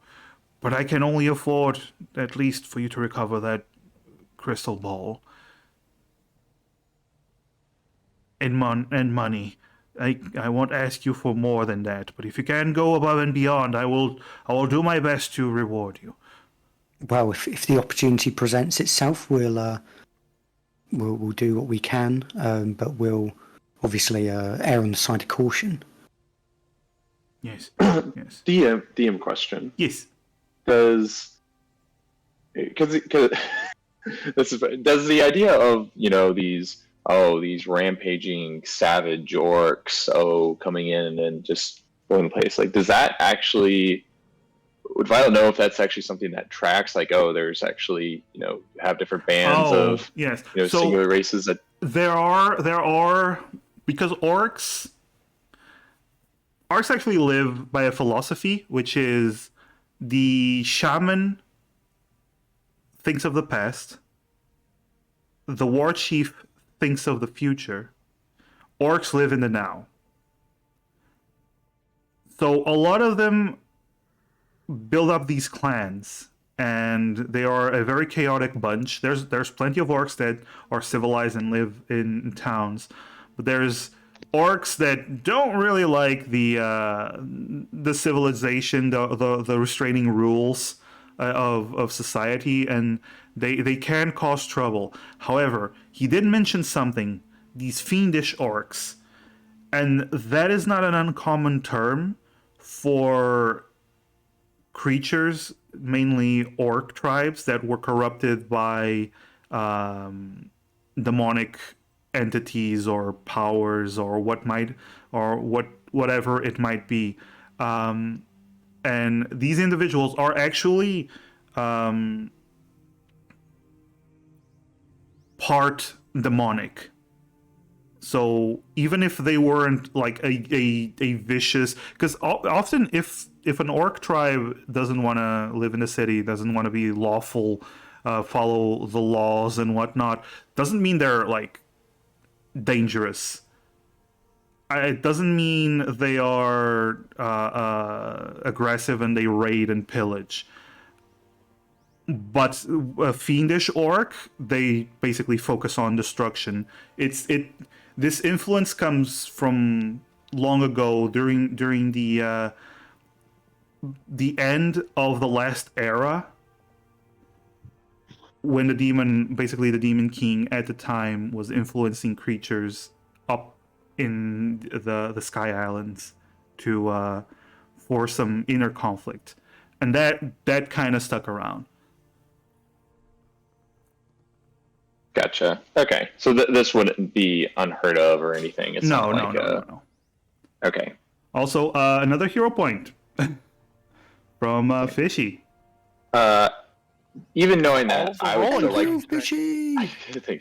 Thanks, Fishy. I would still like to roll an insight to see if there might be anything that is there anything that he's kind of holding back, or it seems like he's not telling us the whole truth. Okay. Roll an insight to see what you think about this man. What you can deduce from his feelings. I will use my hero point. And Violet is a very trusting individual. I'm gonna have to reload the page because for some reason it didn't show up for me. Oh, in 4 that and a case, 5. it was a 24. Yes. 24, indeed. A 4 and a 5. I mean, you get general sense that he's a nervous fellow, but he seems to be a nervous fellow in general. He's been through a traumatic thing, so possibly okay. Gala, meanwhile, is clearly very interested in what he has to say. What's this? This, just so we know what to expect. Is there anything you can tell us about this? This particular artifact you'd like us to retrieve? I mean, obviously we need to know what it looks like, but if there's anything dangerous about it, any particular way to handle it, then yeah, any information would be useful. Well, just it's so we can avoid breaking it. It's a crystal ball about this size, and he puts his hands up. Seems like the size of a football, or for the Americans, a soccer ball. Can you imagine? I feel dirty just saying it. Sorry, but it seems about that size. It's about this size, and it's a clear crystal ball. It's set on a pedestal. We were very careful with it. We did touch it. It does seem to react whenever you touch it. It is cloudy inside, almost like there's a literal cloud inside that keeps moving around. When you touch it, the cloud does move towards the place you touch. But aside from that, it doesn't seem to react to much. But whenever we used the magic detection spells, we did feel it had a considerable amount of energy. We weren't able to deduce what it did, but it seemed like it was a formidable thing. It seemed like the most important thing in that place. Also, judging by the location where it was at the time, possibly a key feature of those ruins. Understood. Right. Sir? I would need you to set out immediately, if you could, before they have a chance of ruining more of that place. Okay. About how heavy do you think the crystal ball is? Shouldn't be problem for you tall folk. Not you, sweetheart. And he reaches out to pat her Dodge. head. And you dodge it. Oh, sorry. No, I was wondering, just in general. I know it's probably not going to be too heavy. Just want to know how much it weighs. About 7-8 pounds, it seems. Okay, that's doable. Thank you. Not a problem. Can you do this for me? Well, speaking for myself, I think we can, but I don't know. I assume the others are. Are you all involved in this this job? We could find some interesting things inside. I think that it sounds like a noble enough job to help retrieve this object for this nice man. I agree. Also, if it helps with your motivation, whatever coinage you find in that place, you are welcome to keep. We do have some samples, and that was enough for us. Coins don't seem to be they are old, but still the gold is good. So you are welcome to keep whatever coins you might find. Well, that does certainly sweeten the deal. How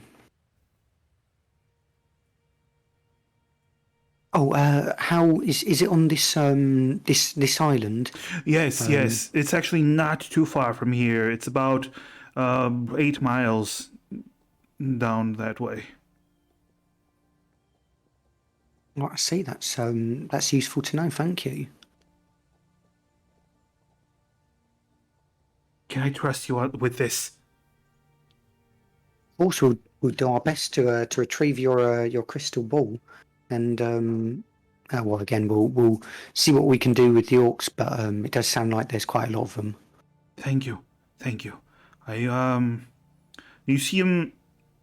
He takes out a couple of parchment papers, and he's starts flipping through them. Here it is. It's crude, but it's a map that leads to the location. Oh, thank you. I don't know if we introduced ourselves. I'm Gala. Gala, pleasure. I'm Violet. Nice to meet you. Pleasure, yes. I'm Sherry. Bonjour. Pleasure and pleasure, yes. Can you set out now? I am very worried that they might be causing a ruckus. Well, I don't see why not. We do need some. We need to earn some keep to find somewhere to stay for the night. So we might as well get working on that immediately. How far away did he say it was about? Seven Or based on miles. the miles. maps? 7-8 miles away. Yes, sirree. We can head out right now. Lickety split. Okay, good. Thank you. And he starts like ushering you, like slightly nudging you towards the door. Please. I will pray to the light for your success. Yes. Please hurry up.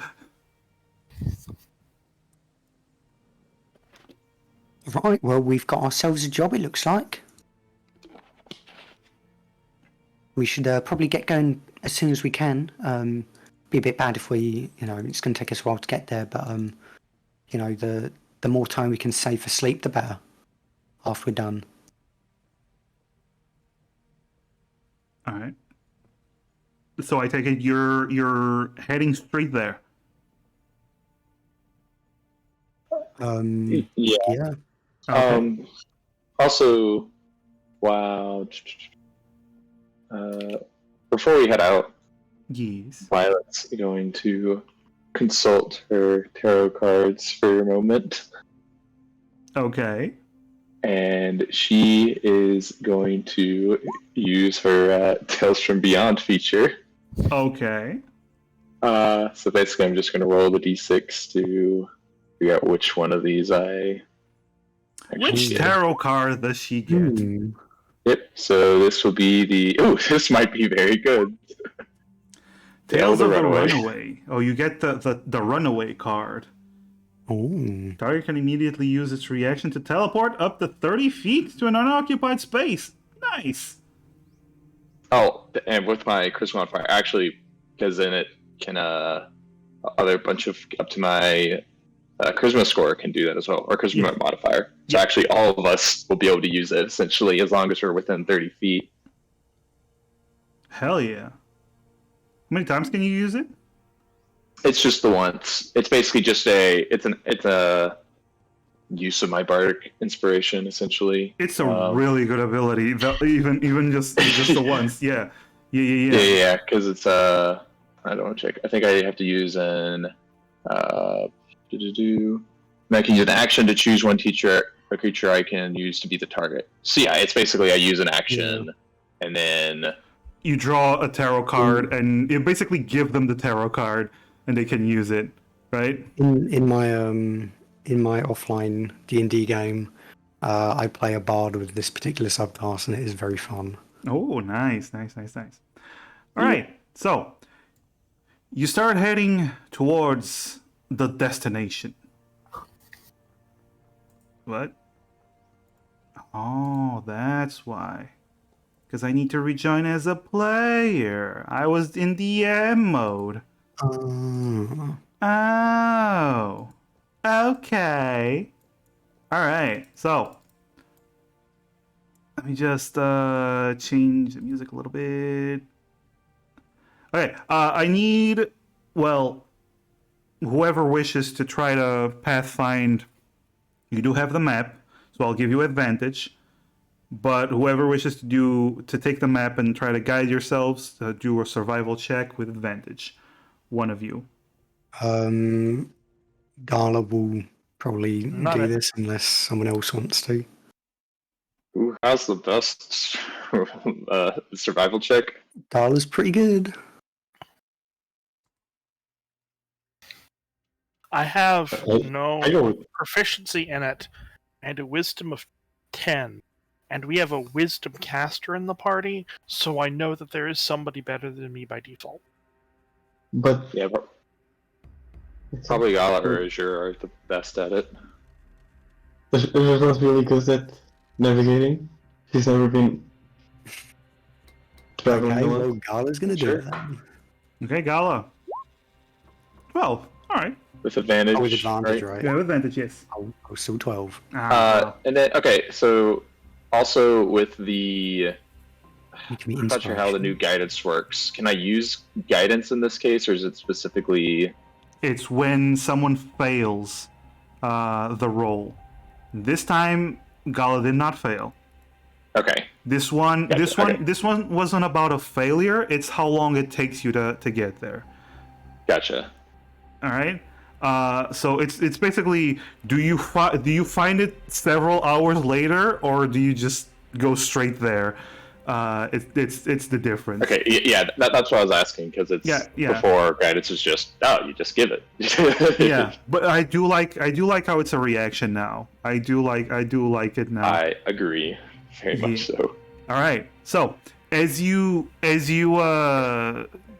don't take too long. Like you might take an extra hour to get there. So once you get to the location on the map, you do see that it's getting dark. It's getting quite dark. Actually, it's not getting quite dark. It's already quite dark. There is the two moons are out, so there is enough moonlight, but it's a bit finicky. It's a bit tricky to move around. Question: Yes. do stars exist? Yes, stars do exist. Okay. Stars! How even missed you? Oh my stars. Ah, Yeah, yes. I almost made that joke earlier when with the whole stargazer. I almost was like, oh my god, what are these star things you're It didn't even speaking cross of? my mind. God, you fuckers. Yes. You're the one that made a setting without stars. Yes, I know. Because we were the stars. Oh. Oh, and then we all Hey! died in a Alright. fiery, in a big Were. explosion. Very, very emphasis on the were. You all went Nova. Yes. Cause baby, you're a firework. Yeah. All right. So it is night. So it's kind of tricky to move around. Do you light a torch, or do you try I to? cast dancing lights. You cast dancing lights. Great. All right. However, well, the dancing lights does help. However, at a certain point, you actually start seeing lights in the distance up ahead. Hmm. Do you snuff them out, or do you continue using the lights? I'll turn off my dancing lights just to be safe. All right. So you turn off your dancing lights, and you start getting closer and closer towards the location. And you start hearing loud laughing and shouting noises from the direction where the light is coming.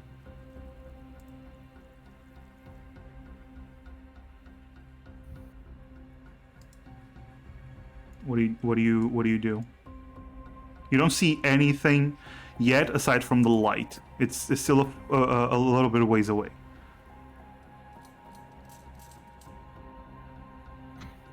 Can any of you see far away with magic or something? Oh, unfortunately not.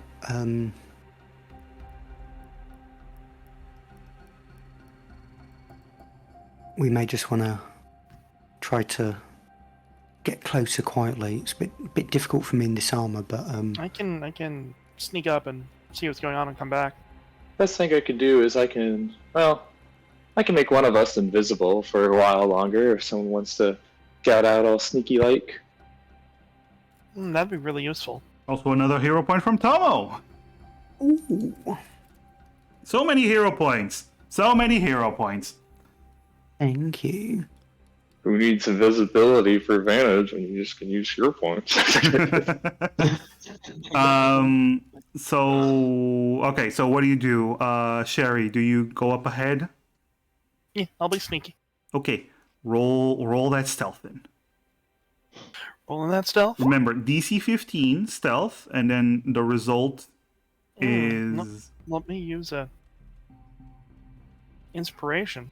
okay. So you roll twice. That's a 15. And that is a 12. Okay. Why does it say Cherry and why does it say Sev? Because I had to refresh the roll 20 because it Oh. disconnected again, and I forgot to reselect my character name. Oh. Just I a have reminder. to reselect my character name and open up my character sheet every time that happens, and That's it happens 3 or 4 times a session. Oh. So just a refresher on the whatchamacallit, hero points thing. Is it a you use it the once or we can or can't chain them anymore? I can't remember. No, you can't chain them. You can only use them once per roll. Okay. So no spamming hero points until you get the desired result. No. Please God. Okay.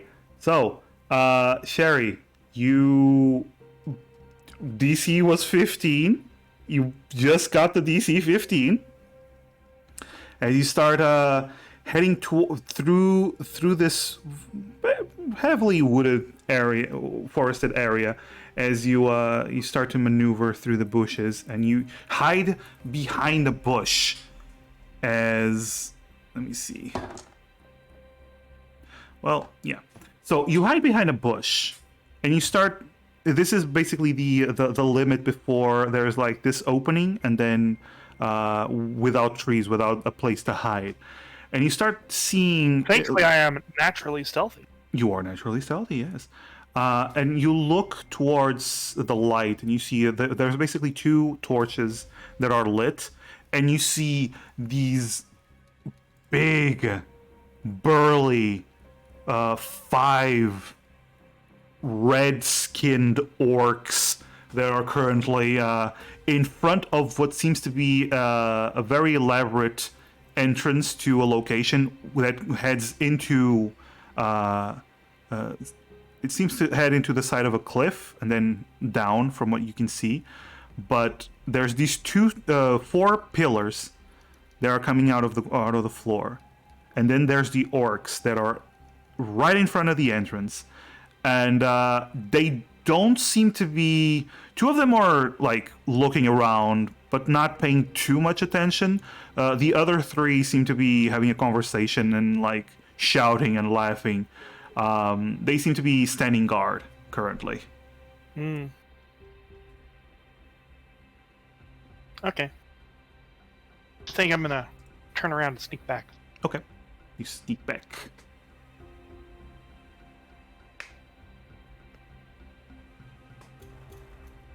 What you see, Sherry?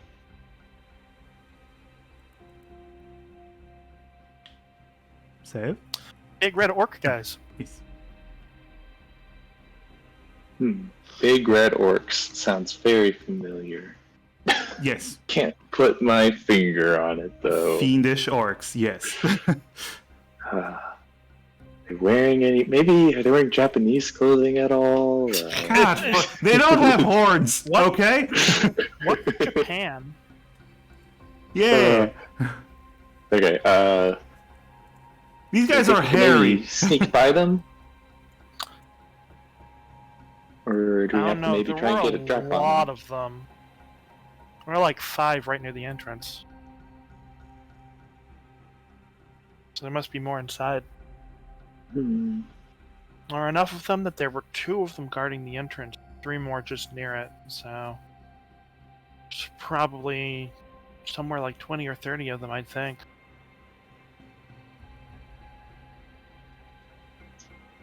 That's so many orcs. Well, I mean, if we can distract the ones that are guarding the entrance just for a moment, then we could try Oh. to. I have an idea. Yeah? I can make an area really, really quiet. So Oh, that way we could take care of these ones, and if we're fast enough, they won't be able to alert the others. that's a good idea. Would mean we'd need to be very fast going in though, because if they find these ones we've taken care of, they'll start getting suspicious. Yes.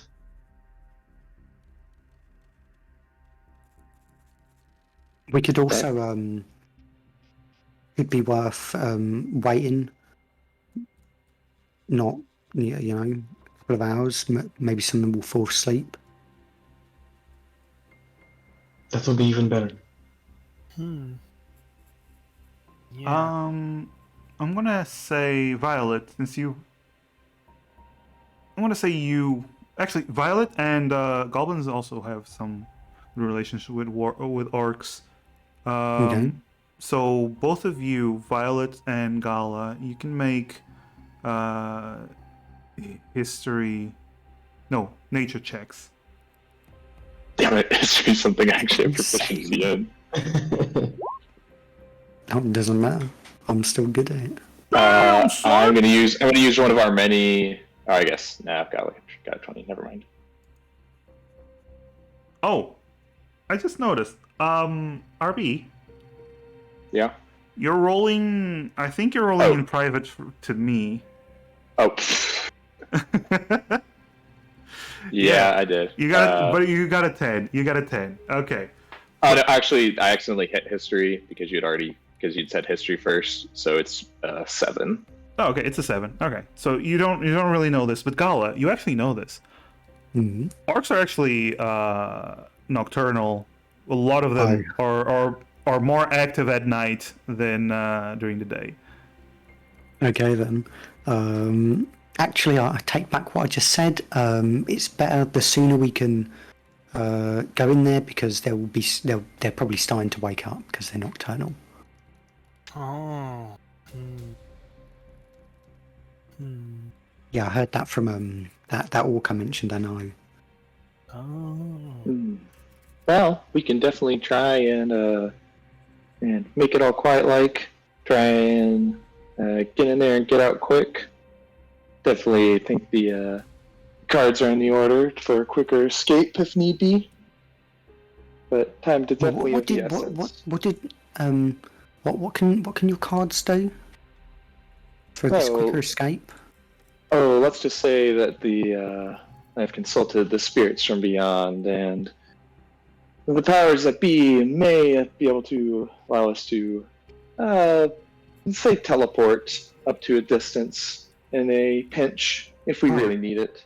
Well, that sounds very useful for getting in. We could just teleport right in, couldn't we?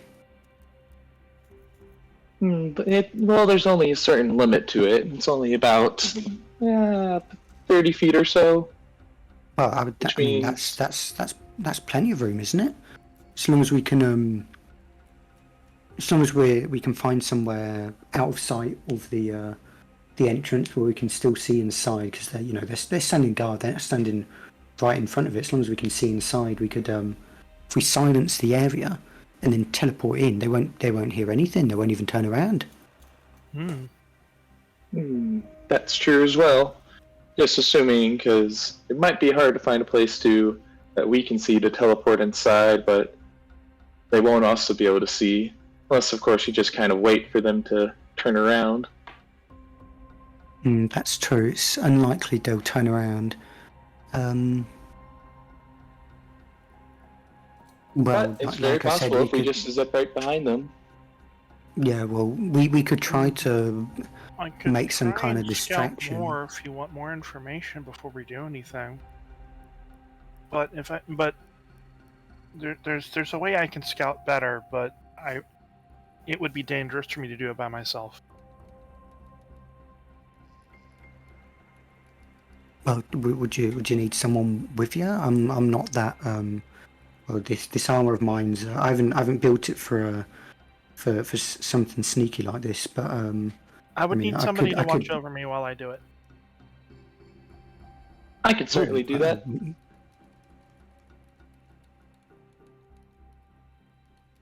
Okay. What do you do then, Sherry? Sherry is going to reach into the pocket of a pouch of one of her on her shorts, and then a little stick is gonna crawl its way up her arm. All right. You see this it's a coral snake, right? Yeah. Yeah. You see this coral Black, snake. yellow, and red striped. Yeah, you see the squirrel snake wrap around her arm and start to crawl, slither up. She pets it on the head with her other hand. It's my little friend. His name's Rum. His name's Rum. Oh. Well, he's Ooh, delightful. You're a little cutie, aren't you? And Violet reaches out to like give Rum a little pat on the head, or a little scratch. Does Rum let Violet do it? Yes. Ooh, very nice sneak. I can use a little magic to see and hear what he sees, but when I'm doing that, I can't see or hear anything from me. So, and I can't be too far away from him when he does it, so I'd have to be close. And if they find us while I'm doing it, I can't tell that they found us, and it would be bad for me. But he could sneak around probably better and see inside. You need to be within 100 feet, right? Yes. You do know there's a location sufficiently far enough that you don't even need to be super stealthy to stay within 100 feet of the entrance. Yeah. But I'm still, like, to... Yes. Sorry, Sherry, I got your back. Okay. All right. Let's go. So you take the sneaky sneak. Sneak. The sneaky. Okay. All right. I'm gonna say the snake starts slithering out. I'm not gonna say you're gonna need a stealth roll for the snake. It's a snake in the woods. Yeah. As long as it doesn't go into the open, you sneak around. You do find like they're still at it. You do find though, there's trees all the way up towards the entrance. There's just this open path right in front of the entrance, but around it, you do see there's trees. If you're sneaky enough, you might be able to get within 30 feet of the entrance. Okay. But then that would probably be like 30 feet of the entrance, as if, if we say we were to teleport, we'd basically just teleport right on top of the entrance where the Yeah, we need guards to be are. like 25 feet. The closest you can get is actually you can get. All right, you can get as close as 20 to 25 feet of the entrance if you get super close to them. But you can still do it. Okay. I'll sneaky and get close, and then I'll send a little snake. I have to be sneaky. Sneak. All right. Pretty sneaky. Oh man, I don't think the I don't think the hiss picked up. Pretty sneaky. There we go. Yeah, that's what. There we go. There we go. All right. So, anything else? If you go if you go closer to the entrance, you're gonna be out in the open with the snake, and you're gonna start going past 100 feet. Okay. All right. So I've got just about everything I can, information-wise. Seems like it. Okay. Pull snake on back. Okay. So you snap out of it. The rum starts slithering up your leg to get into the pocket. Okay. Where it's Stay warm. cozy. It's cold out here. Yee. Yeah, reptiles and cold. No. I told you guys I brought a mascot. Sherry and rum. Yeah, love it. Nice. All right, so Sherry, what do you do? What do you say? Probably get up pretty close to them before they notice if we want to take the ones out of the front and then start moving in.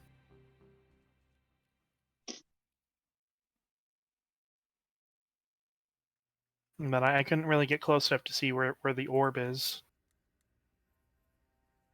Right. Well, sure. We could try to teleport in, and if we get close enough, it should be possible. Maybe. Although in that case, don't know what might be in there when we head in. it's quite possible we would need to do some teleporting or make a quick escape once we're inside. Well, that's true, but can you think of any other way for us to get in? Can always just go with the plan of silencing the area and trying to get the drop on them.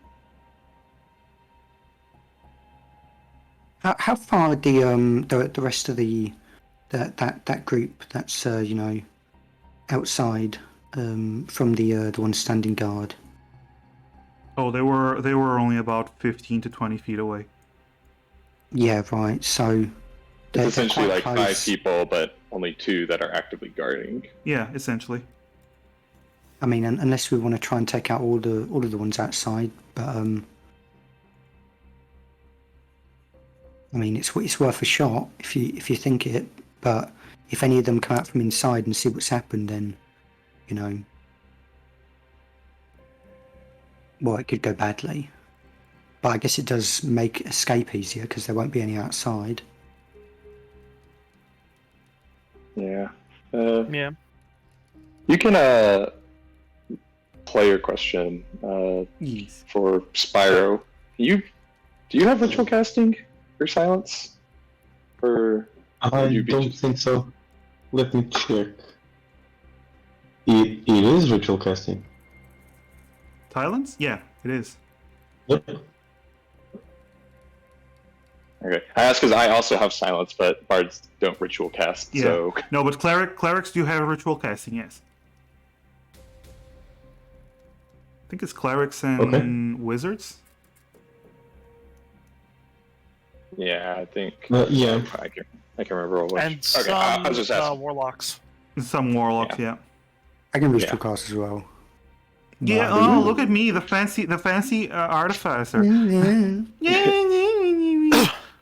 Okay, I was just asking Okay, because I was just tech making wizard. sure that if we had to use I could also have casted it if we wanted to conserve the healbot second level spell slot. But if we did do that and Azure just ritual cast it, then don't use up any spell slot. I will say this though. Because of the rules, if you're stealth and you cast a spell, even if you're ritual casting it, cast a spell that has a verbal component, it will give you away. Does silence have a verbal component? It does. It's weird that That's- it's weird that it does, but it does. Yeah. It does have a super long range, but yeah. It does have a super long range, yes. I could just cast it from a while away then. But I think you do need to see duration. No sound can created within. On a point you choose within range. Oh, I mean, yeah, it's on a point you see. yeah. I'm gonna say as long as you've seen, The place, yeah. as long as Okay. you've seen the place, even if you go further away, as long as you're within range, you can use it. So you'd have to sneak in close enough to see it, and then back out to cast it, and so they don't hear it. But it's possible. You just have to be able to. I'm gonna say you're gonna have to do a perception check to be able to see it. Okay. So, do you want to go with that? Should I do a perception check? Well, before we cast, before we do anything, once we've got this this spell down, so everything's silent. They won't be able to alert anyone, but we'll need to stop them from running in to alert anyone, right? So probably our first target should be the 2 that are guarding the doorway, right? Mm-hmm. And then Agreed. we take care of the others, yeah. Sounds Yes. Alright. Good. Okay. All right. So Azure is going to be over 120 feet away to ritual cast silence. Well, 120 feet away to ritual cast silence. Correct? Yes. Yeah. Okay. I'm gonna say she can be 100 feet away. One thing to keep in mind, they might notice that they're not making any sound, so we might want to make sure we're close enough that we can get there fast, Because there's no point if they notice they're not making sound and then just run right in. But we want to be far away enough that they don't notice that you're talking. Yeah, I figured the rest of us would kind of get closer, and then. Oh, all right. So the rest of us get closer. All right. Yeah. All right. Well, all right then. All right. First of all, then, Azure, roll a perception with disadvantage because it's dark. You are Dark in dark. vision. Within Yes. 60 feet, yes. I know, within 60 feet. Plus, dark vision in complete darkness does give you disadvantage. Okay, that's an 11. That I'm gonna say you're gonna get to a place where there is a chance that they might hear you. Can I Okay. guidance that to? Sure. Okay, I'll allow a guidance for this. Okay. Oh, I don't even have that as a macro, so I'll just.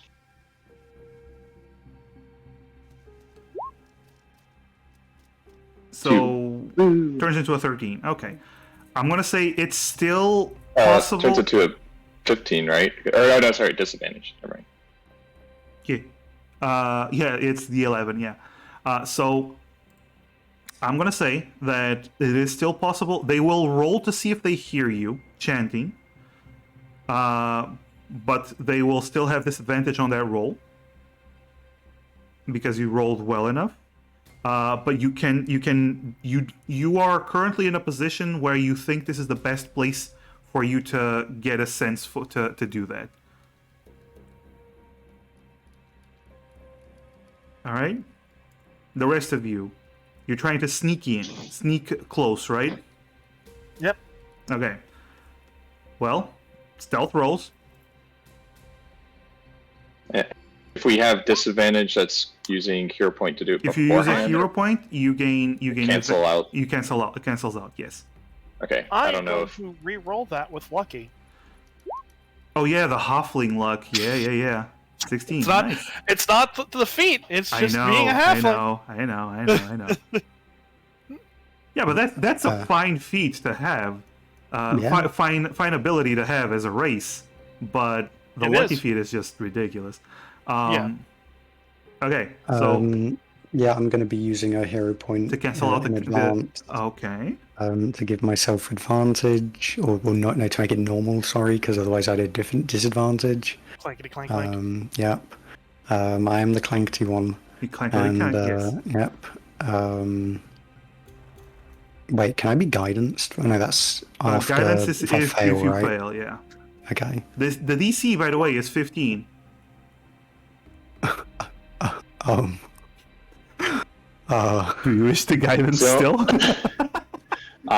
Yes, but no. Uh-huh.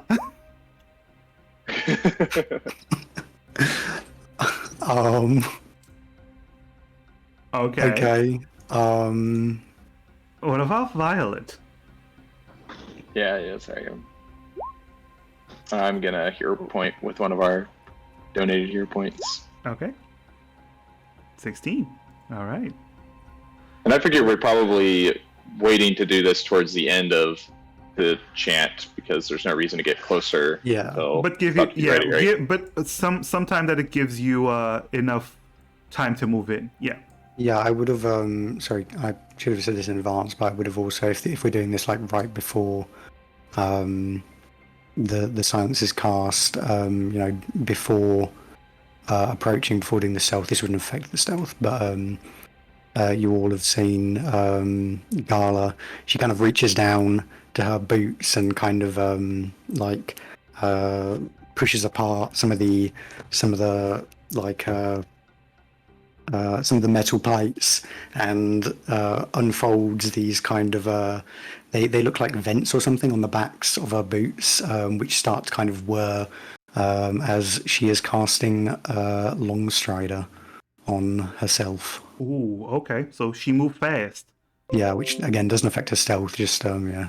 She is a bull in a china shop, but she moved fast. Yeah. Okay. She goes fast. So, Which is even scarier. yes. All right. So, I'm actually gonna put you on the map real quick. There you go. So, here's what happens. You start your operation, your strategy. You wait for a couple of minutes as they roll to see if they hear Miss God damn it, I'm still getting used to your names. To Azure. They roll to see if they hear Azure. Oh, right, the chanting. Yeah. The chanting. They don't seem to react as you start chanting your ritual. So the rest of the team moves in, and you all start moving in. You get the sense that soon enough, Azure might finish her spell. But suddenly, as you are moving, the orcs, one of them stops as you all hear Gala steps on a twig, and it's the loudest twig ever in existence. She cringes, takes another step, and then you just hear, it's almost like someone opened a cupboard and all the pots and pans just fell out as she just stumbles to the floor, ass over head, and just makes the loudest noise. The orcs immediately draw their axes. What? As they turn, and all five of them are looking at Gala. Sorry. Meanwhile, Azure, you have 12 seconds before you can finish your spell. This means 2 turns of combat. And we are going to roll for initiative. Click your token, but as per the new rules, Sherry and Violet, you actually have advantage because you are currently hidden. They did not notice you, they only noticed Gala. They only notice me. No, Okay, I not hit the cycle. advantage toggle, and Yeah, oh, same. Place. Okay. It doesn't let you automatically roll initiative at advantage with the toggle. Oh, well. I'll just note that for next time. Yeah. Alright. Gala, you only have a normal roll, and now it's for them.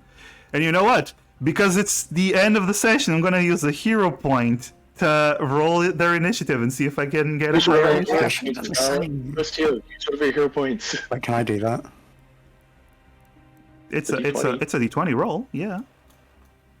Well, oh yeah, I guess we can do it after. I forgot. You can. If you guess don't I have might- advantage, you can.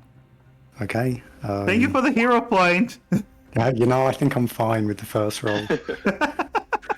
Oh no. Make sure to fix it and edit back to your 14. Yeah, add it back to your 14. All right. Yeah. Meanwhile,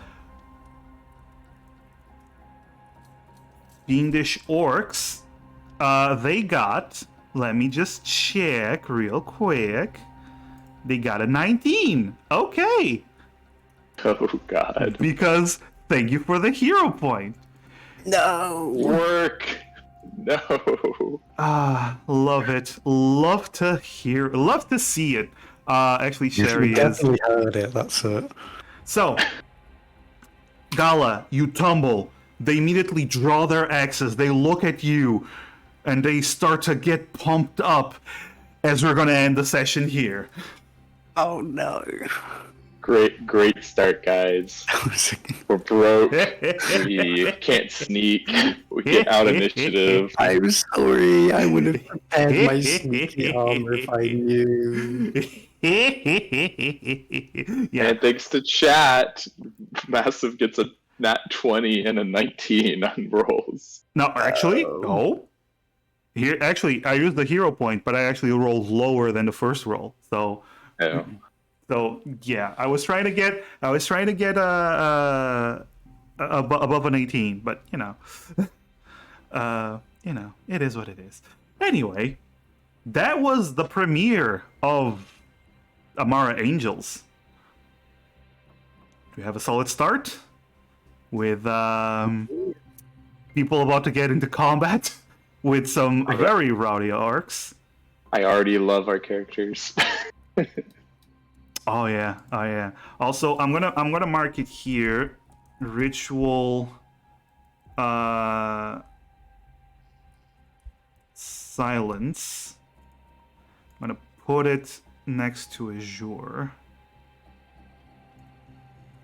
2. Just so I remember that in 2 turns, because Azure, for the next 2 turns, unless you stop casting the ritual, you're gonna, in 2 turns, it's gonna trigger. Okay? Yep, got it. All right. But that is it for today's session. Thank you so much for the players, the wonderful people that showed up, for the raid from a certain weird magical girl, who's playing a goblin on their free time. Weird. You? Excuse me. You saying you don't like Gala? Would you prefer I played a not goblin? No, like please, no, please, goblins, please, goblin. Goblins. Yes. Goblin. I'm gonna find someone to raid real quick. I'm gonna raid someone playing D&D because gotta share the D&D love, right, guys? Yes. Yeah, D&D. Ooh. Oh, I like the Callahan that said that right it's in there. Spanish. What, Callahan? What? You sounded like Callahan briefly. I did. Ooh. Yeah, Okay. maybe you didn't. Maybe you did it accidentally. It sounded like your Callahan voice when you said, "Right, guys? Yeah." I definitely did it accidentally.